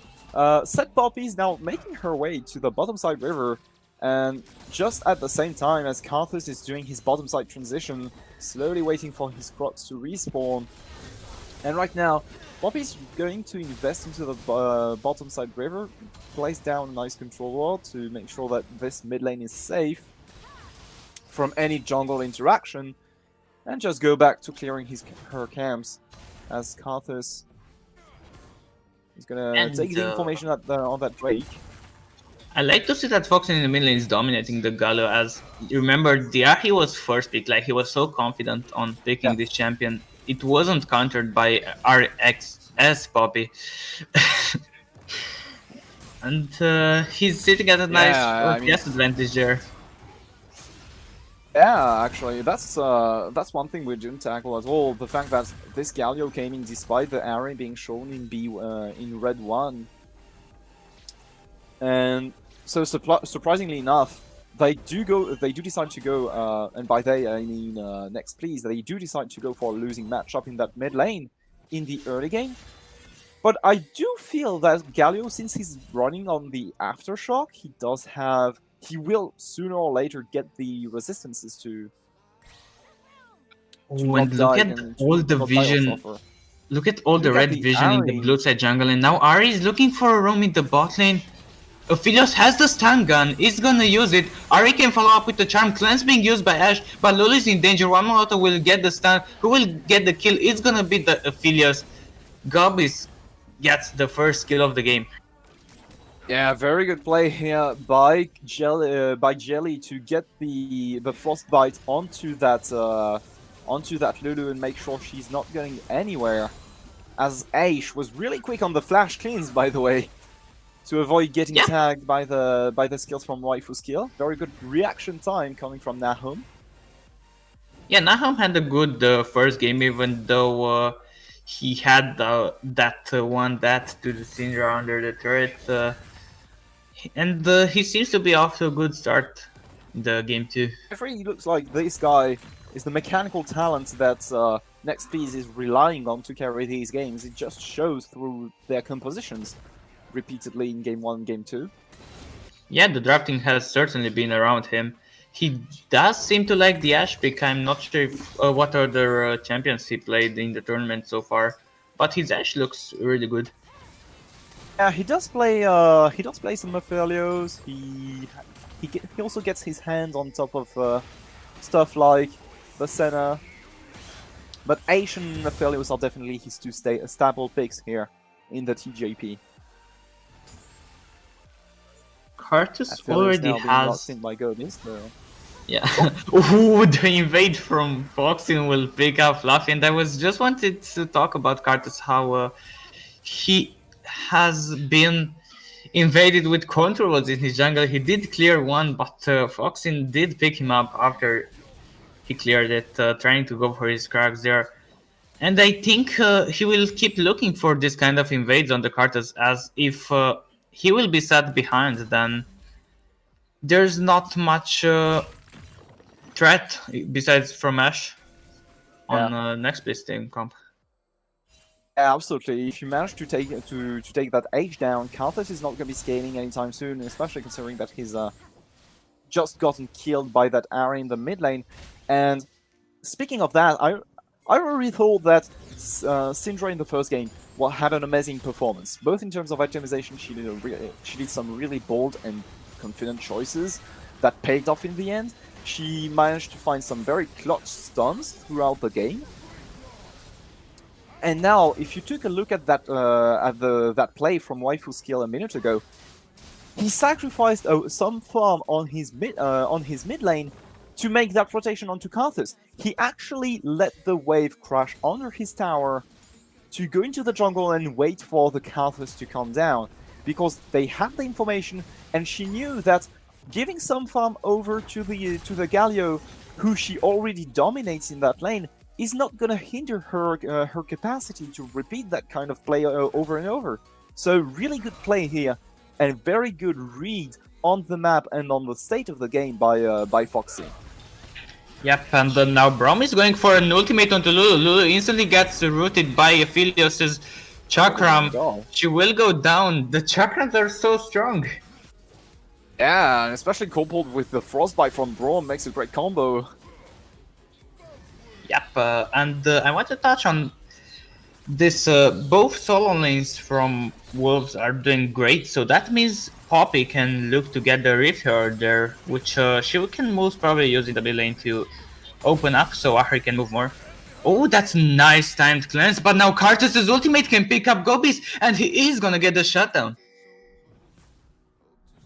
Yeah, Gobi's being a bit too greedy here with the damage under the tower. He kind of forgot the Requiem was available.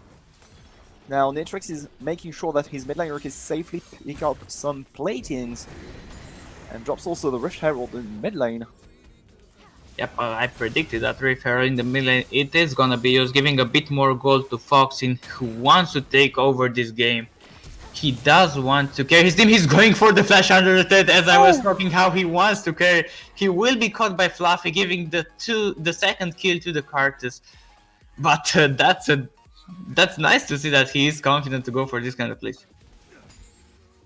Right into the waiting arms of Fluffy, and I feel like it's really sad because they have done so much job to take that Karthus out of the early game by literally planting a sea of control wards into his river, into his jungle, as you've highlighted so much before, and by waiting around to get him to get kills on him, by the Poppy carefully following him on each quadrant of the map he's been through, and now he's picked up 2 kills in about what 2 minutes, something like that.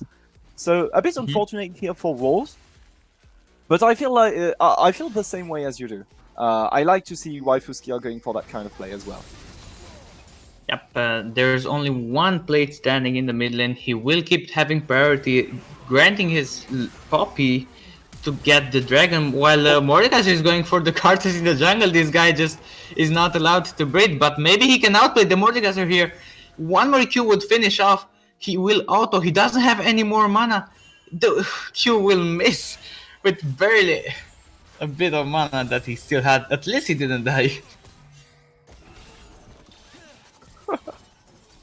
Okay, that was pretty XD as a 1v1, not gonna lie. Looked a bit goofy as both players realized they couldn't kill their opponents. And yeah, And lots of then they resources just blown decided as well to run from off. that. He was like, He wait, has I'm taking a both lot of his damage flash and actually. his bow. Yeah, he was surprised Right now, that the jungler can deal damage to him. Yeah. Well, that's a 2-on-1 Karthus actually. Right now, 12 minutes and a half into the game. He's passing through the bottom side of the map right now, as he already has the Rudy Geckos and Sorcerer's Shoes completed. So, sitting in a very good position as the Requiem is about to come off cooldown, and we might see a forced play by... Oh my god! Oh, The damage. Lulu takes so much damage from one Bronchio and one Aphelios Q. She will survive with the flash and her thread, but now Karthus will not let Gobis go out, or maybe he will. Never mind. Aphelios will be. Yeah, he's just gonna walk it away. As Lulu has already healed a lot of the damages she took right there. Not the same case as Karthus though. And I feel like Karthus is This getting guy's a a lot bit of more gold squishy. from wards, to be honest. He has been clearing a lot of wards in that red side jungle, and he will clear one more control ward. Foxin is going for him, but he's already on Been his fed top off side. of control wars. I mean, if you kill, Karen's gonna hit. if you do peek out 10 control walls, that equals a kill. Oh, Spirit Yeah, Rush used Foxin is actually going on for the it. Galio's ultimate will be popped. Poppy is now maybe in danger, but both Galio and Karthus decide to retreat.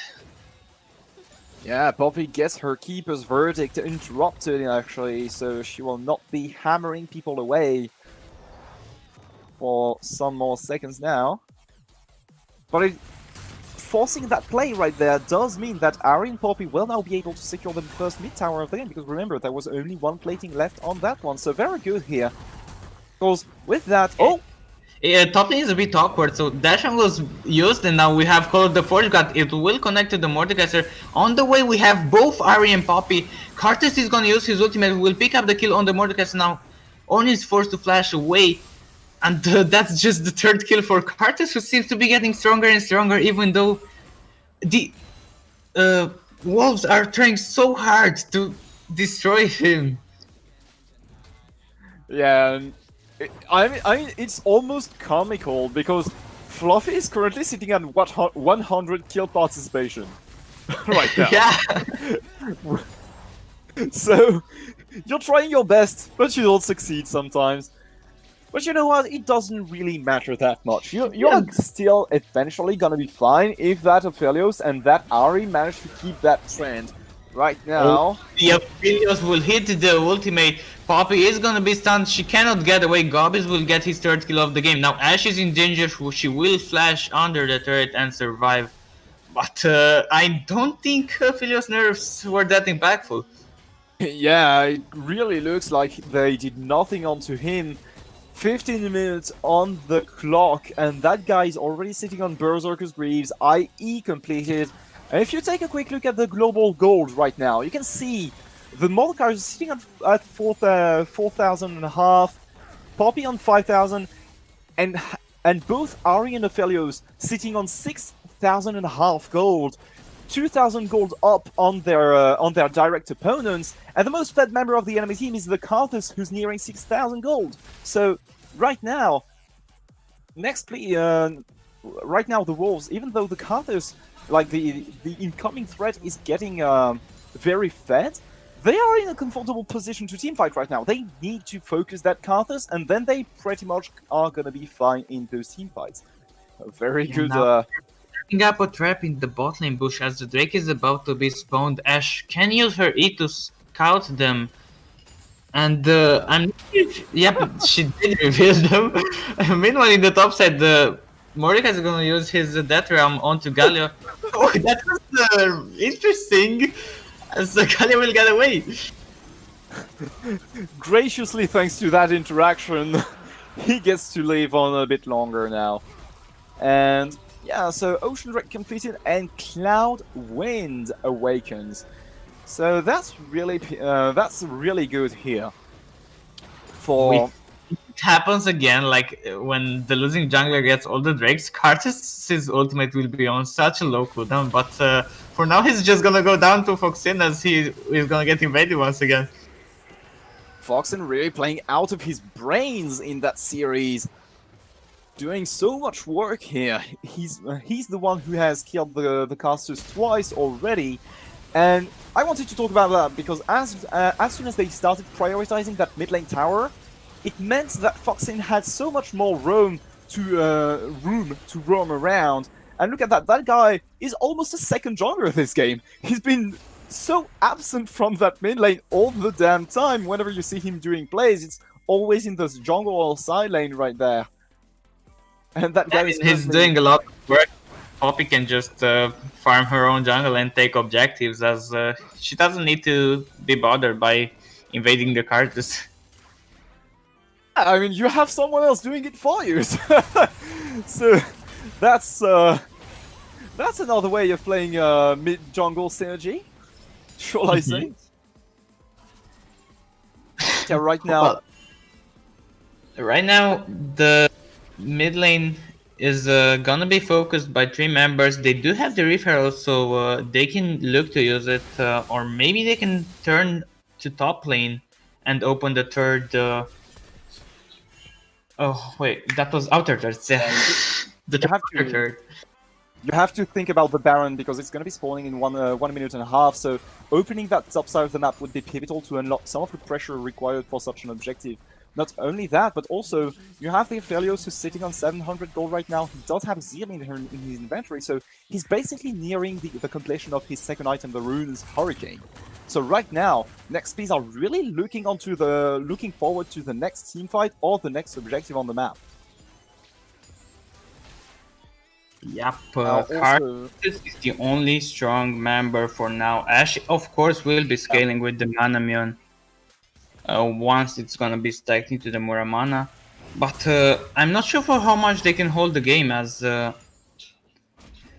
there's no real threat from next, please, if Wolves will start the Baron.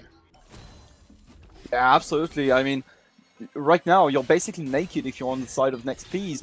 Aphelios is 2,000 gold up on against that H, and now they might be taking down that tier 2 tower actually. Yep, they will be using the Reef Herald. It's gonna hit onto the turret.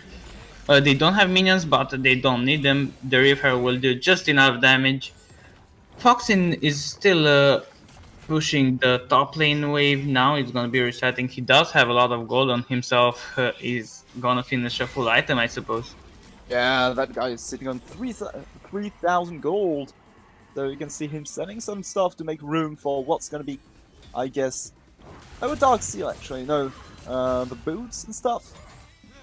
And right now, lots of players from Next Please are not very pleased with the situation they are currently facing.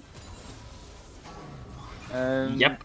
I guess that this Aphelios now is going to be recalling, will get the Runan's Hurricane, and that 1-3-1 that Wolves have been setting up for the last few minutes is really pivotal for the vision control and the wealth of their pressure in that game, because as soon as you prevent Next Please from establishing any sort of vision in their jungle, because you are just always maintaining pressure around all three lanes at the same time, you are maintaining the advantage that you have, because you want to make to perform those catches in the jungle. That's basically what Ari is made to do. You want to prevent the Galio from roaming around. You want to prevent Next Please from using up their teleports, and also from using the hook shots from Ashe effectively. So all of lots of the tools that Next Please have are negated by just establishing 1-3-1. Now, next Drake is about to spawn in 15 seconds, so this time around the Wolves are going to be the ones who have the initial pressure around this objective. So we'll see whether or not Fluffy manages to get a Soul Drake once in that series. Foxin is looking for a flank once again. Karthus is gonna walk there. Foxin does not react yet. He can come from behind as they're all approaching the Drake. Still not spotted. He knows the ward is in that brush. There you go. Will use the Call of the Forest God and the fight will start. No, well, not the disengage we were speaking about earlier. Yeah, but Brom's Shield was really effective there, as now we'll have the teleport from Mordekaiser. Who's gonna pick the Drake? It's gonna be the Poppy. Now Ornn is in danger there. Aphelios will do a lot of damage to him. Double kill. While Karthus is trying to do something back with his ultimate, Ari will not die. She will live with just a bit of HP. And that's 4. And the Fool, yeah, I guess you've died here pretty much. Oh, let's see how the... Yeah, you Yeah, might, that's for Wolves as they head towards the Baron. Finally you make it. I died. I will have died there as well. That was a pork team fight. Yeah, just like the Next Please players. They died as well here. Too soon? No, but seriously speaking, that was a great team fight. Very unfortunate for Fluffy that Waifu skill doesn't die here, but very well played by Jelly to keep his W for the Requiem, because I don't know if you've noticed, but Gobis was just holding on to like something like 400 health when the Requiem started to come out, and Jelly gave him the additional resistances, meaning that Gobis didn't die on this Requiem because of that. So very well played here by the whole team to each get onto their main targets and completely dispatch the whole team on in a single team fight, as well as picking up the Drake and completely negating the engage tools. This is exactly what that composition was made to do. I'm really impressed by the effectiveness at which they are drafting around something and actually executing it in game. Yeah, the Brom was most probably picked to counter the Call of the Forge Gun, and we saw how easily Ornn's ultimate was denied there, as now they are looking to set up vision around the Baron. There will be complete darkness for Karthus in his blue side jungle, and now it's complete dark on his screen. Well, it's mostly grey, but no jungler, no Requiem. That surely and safely means the Baron is gonna go to the hands of Wolves right there. And you can see already the next please players, they have no intent of contesting that at all. Ash Arrow will come in just way too late. It's done. Baron completed on the side of Wolves at 25 minutes. You have the Raven's Death Cap completed on the RE. Third item pops in onto that of Philios, and the Knight's Vol and now the Locket of Iron Solari now on the way onto that Brawn. Might be a Zeki's Convergence though. Yeah, and this Baron power play will be really, really pivotal for the game, because if Wolves will fail to end the game here, then the clock is ticking and Karthus is just getting stronger and stronger. Ashe is already having the Muramana and the Runa's Hurricane building towards the Infinity Edge, so the clock is ticking. They need to act now.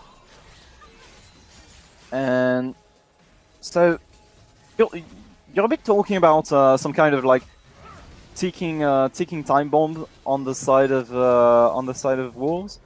The main worry that I have right now is that 10 minutes ago, Karthus was sitting on 3 kills and had 100% kill participation. His KDA didn't move, and he's still sitting on 100% KDA, KP.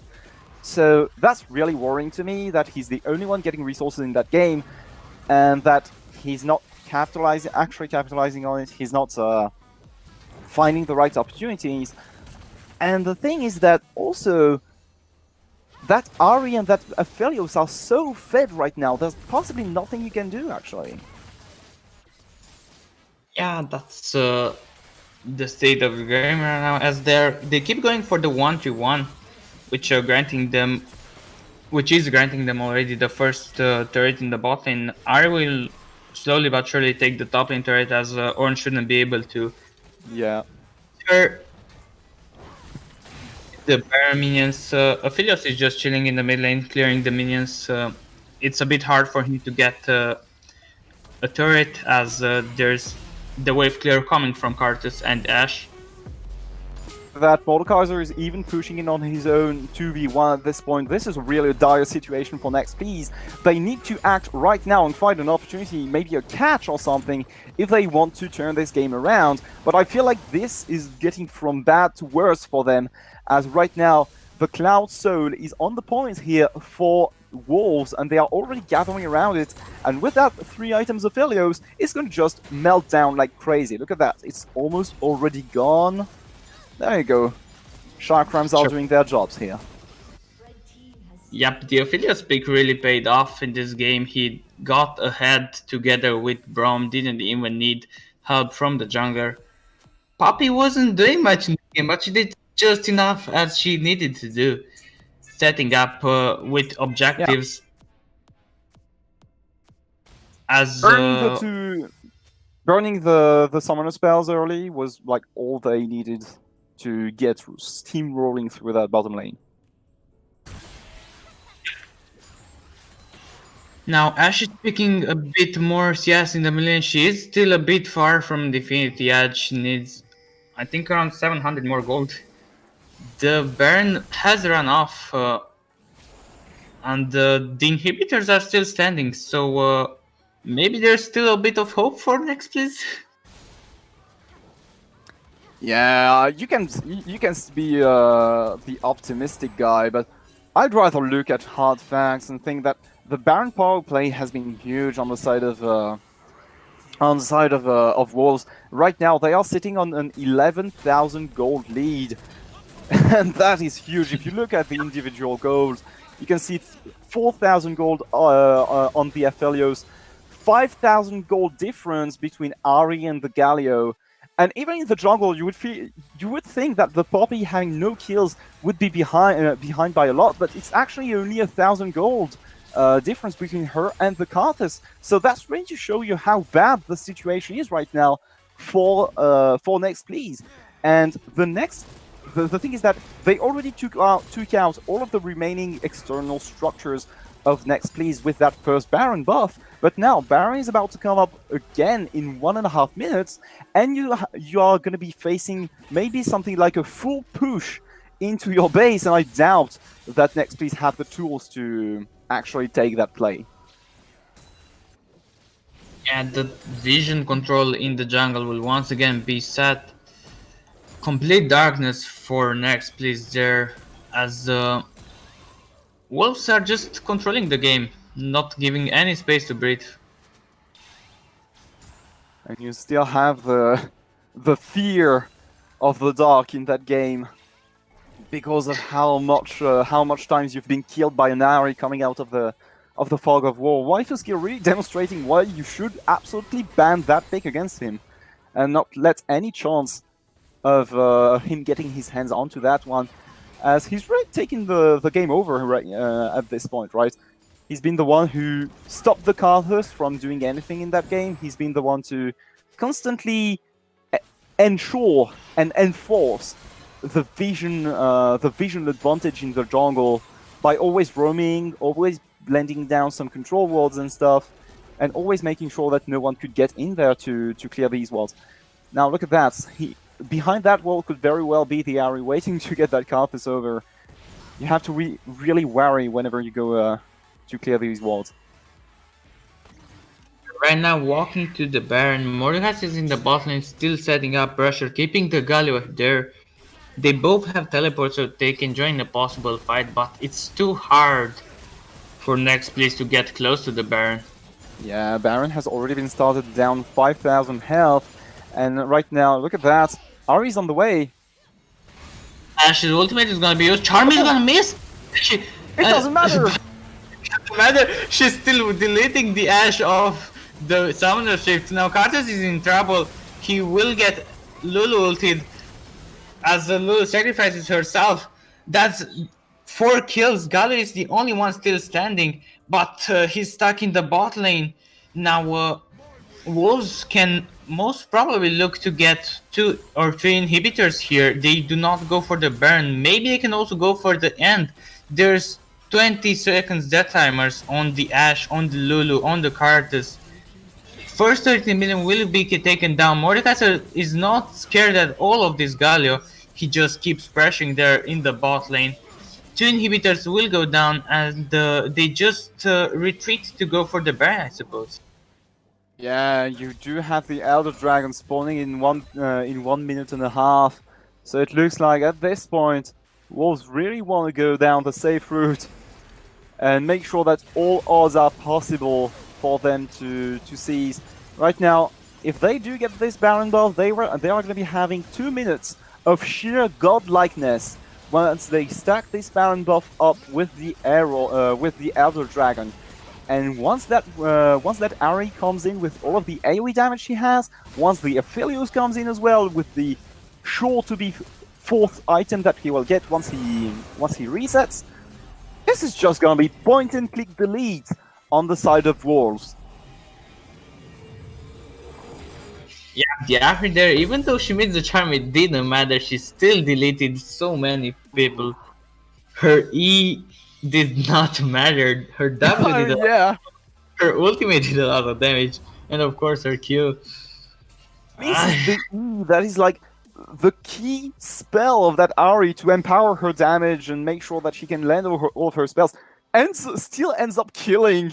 You're so fed you do not even need your to connect your spell at this point. And right now with Aphelios, look at his items. He has a GA and a Last Whisper in his build, so he's going to deal even so much more damage and never go die. But Brom will not be impacted by that. He's just shaking it off. Sure one comes to the Elder Dragon, and with Elder Dragon being picked up here, Poppy would hit the smite. There's no contesting. They can just look to end the game. Yeah, look at the Wolves player right now. They are gathering for the final push here in that mid lane. This is literal Armageddon rushing towards them. And Ari is going in. Karthus is already dead. He doesn't have the Requiem available, so he's just gonna stay dead. Well, he already left the game. He knows. He knows. Ari is tilting him too much.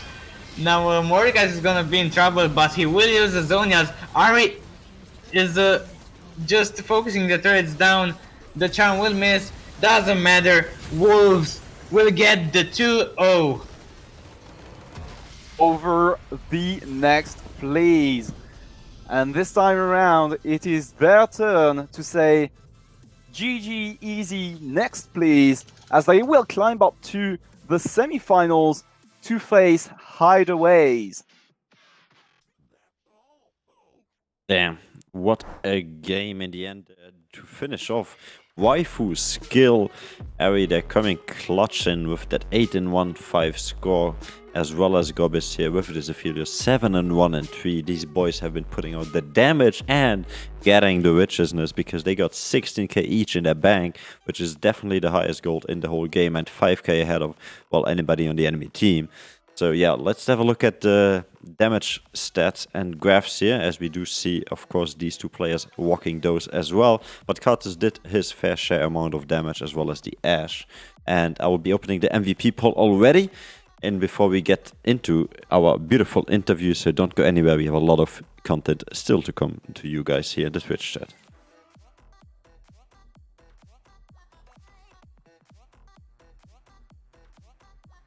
And with that, the betting for the red side has been won and completed. Everybody who did their place there on the red side has won. And congratulations to, well, a lot of friends. I said it again, I cannot. Okay, I'm just going to call them Wolves from now on.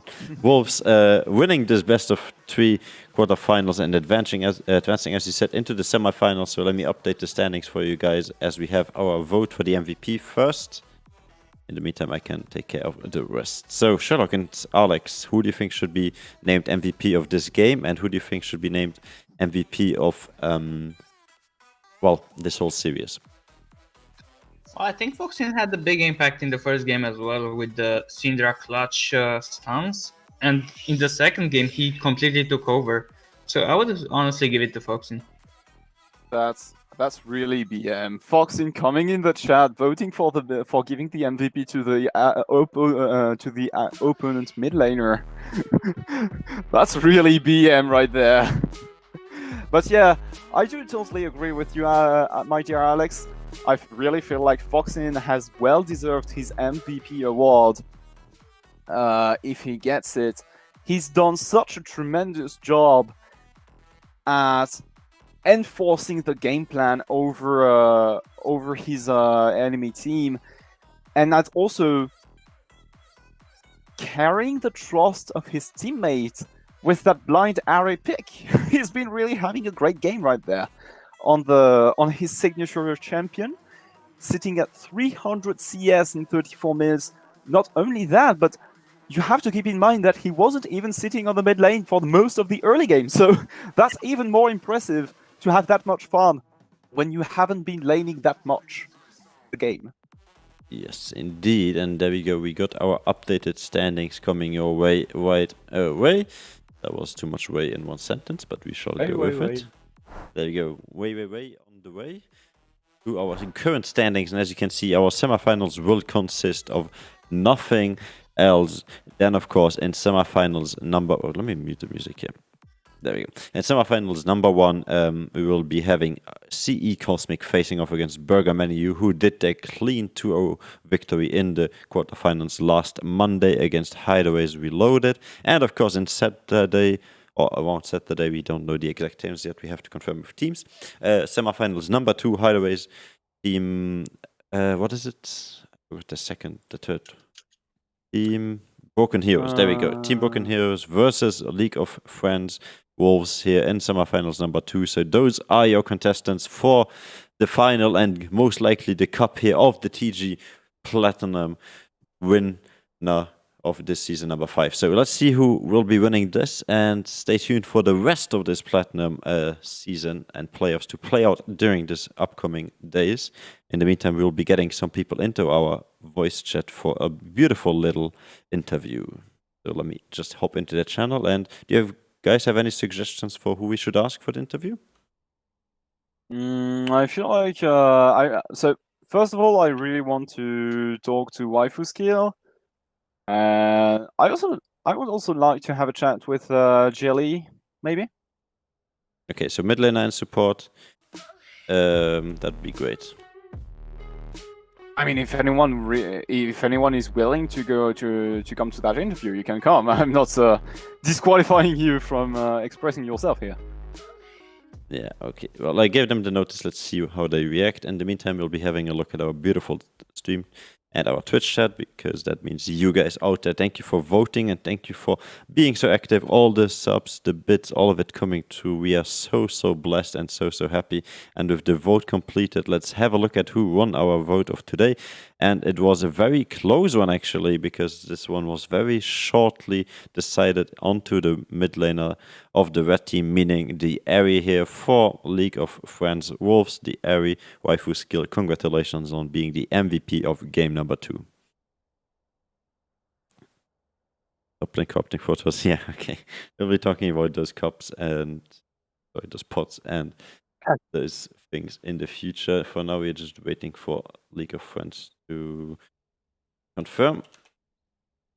There we go. They're asking where to go. Well, into the waiting room we go. My boys of the streamer lounge, as always. Like that obvious Kappa. Well, it's their first interview, so they are not used to how it's done here. Yeah. I'll give them the credit of the first time. Well, we got Jelly already here, so the support of League of Friends Wolves has joined us, and now it's gonna be. Hey. Hey, that is not. He's from What? Burger Menu. Hey, you don't belong here. You get out of here. There we go. I just had to tell it. There we go. That was the mid laner, I believe. Yeah, the mid laner from Burger Jelly Menu. is the support. Yeah, no, I'm the the support, yeah. the other guy. That's right. But yeah, Jelly, welcome, my man, and congratulations first off. Hey, thank you. Was quite the games. Mm-hmm. And Alep, who is your mid laner? Yes, his wife was skill. There we go. Welcome to you as well here in our streamer lounge. Can you hear us? Hello. Oh, he can. Perfect. So, well, welcome both of you. Let me switch over to the interview screen, and then Sherlock and, of course, Alex will question you like you are the criminals of this series. Go. Hey, thank you guys for coming in.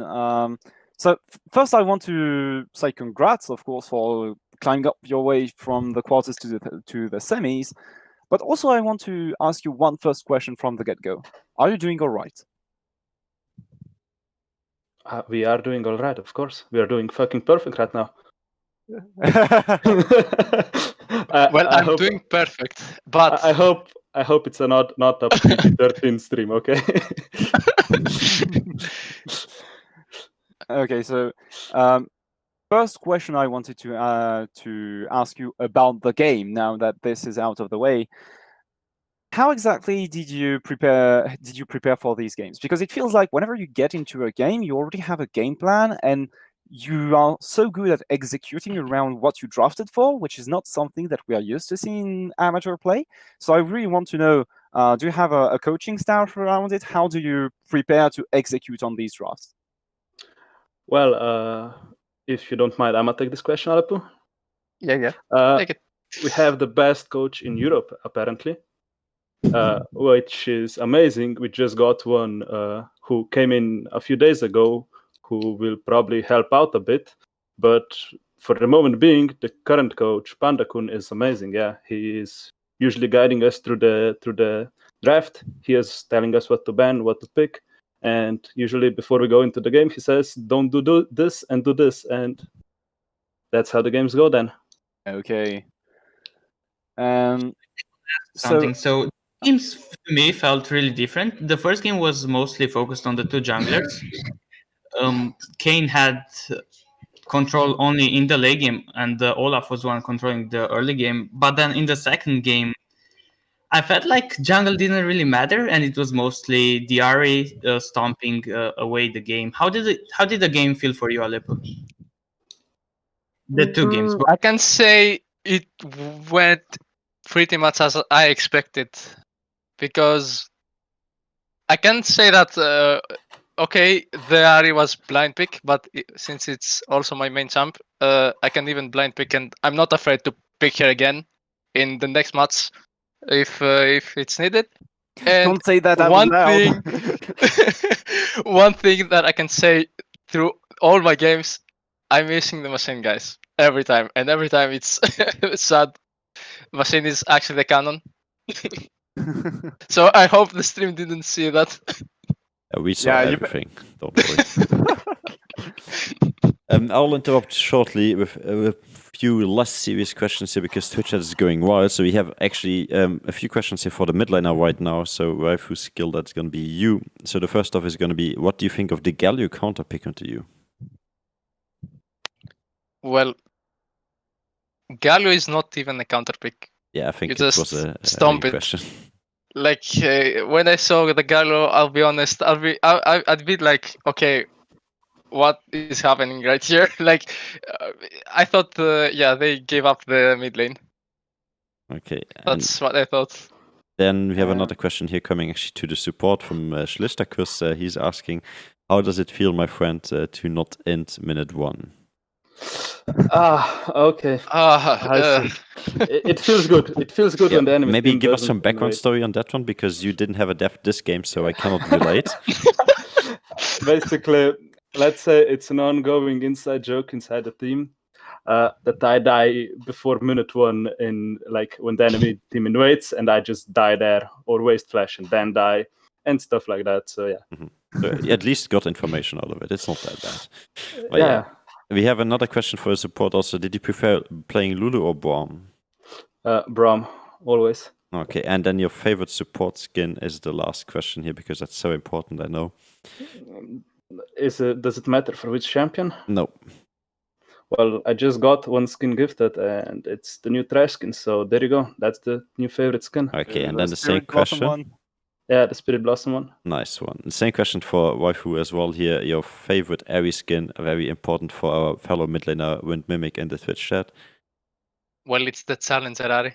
Okay, there you hear it, boys. That's all the questions from Twitch chat that were important. Do you play with socks? And that is not important. How hype was the team when Bomb stopped them on from ulting?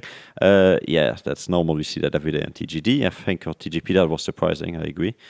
And you forgot to close betting progress. I did not. Betting is closed. Leave me alone. And that's about it, right? Wait, which skin? Okay, cool. That's all. If you guys have any questions from the questions that were just asked, Twitch, just rewatch the VOD. You can find it there. And meanwhile, Sherlock and Alex, if you have any more competitive questions, go ahead.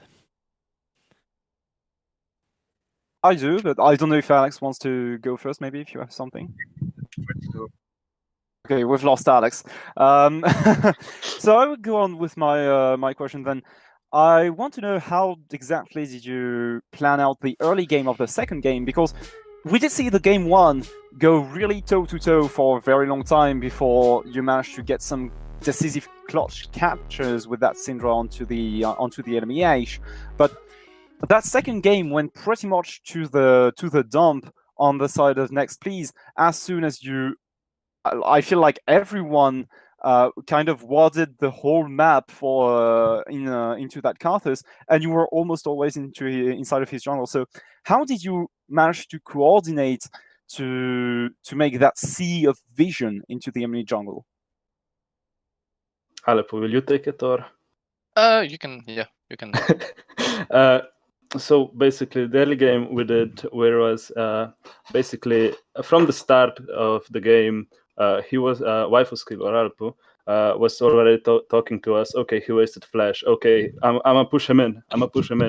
And Okay. like, if the mid laner is pushed in, that means that there's like jungler can invade, right? Like at least chickens and maybe go check red. So basically, from I think we got a few nice backs on bot lane also, and from the first blood when Waifu main came bot and we got the Lulu.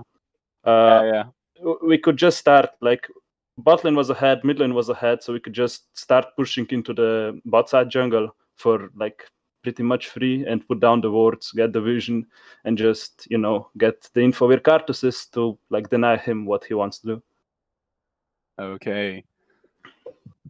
So yeah, that's pretty much my last question. Yeah. Maybe how do you feel going into Hideaway next week? I believe you've been in the same group as they were. Checking. If I'm not mistaken.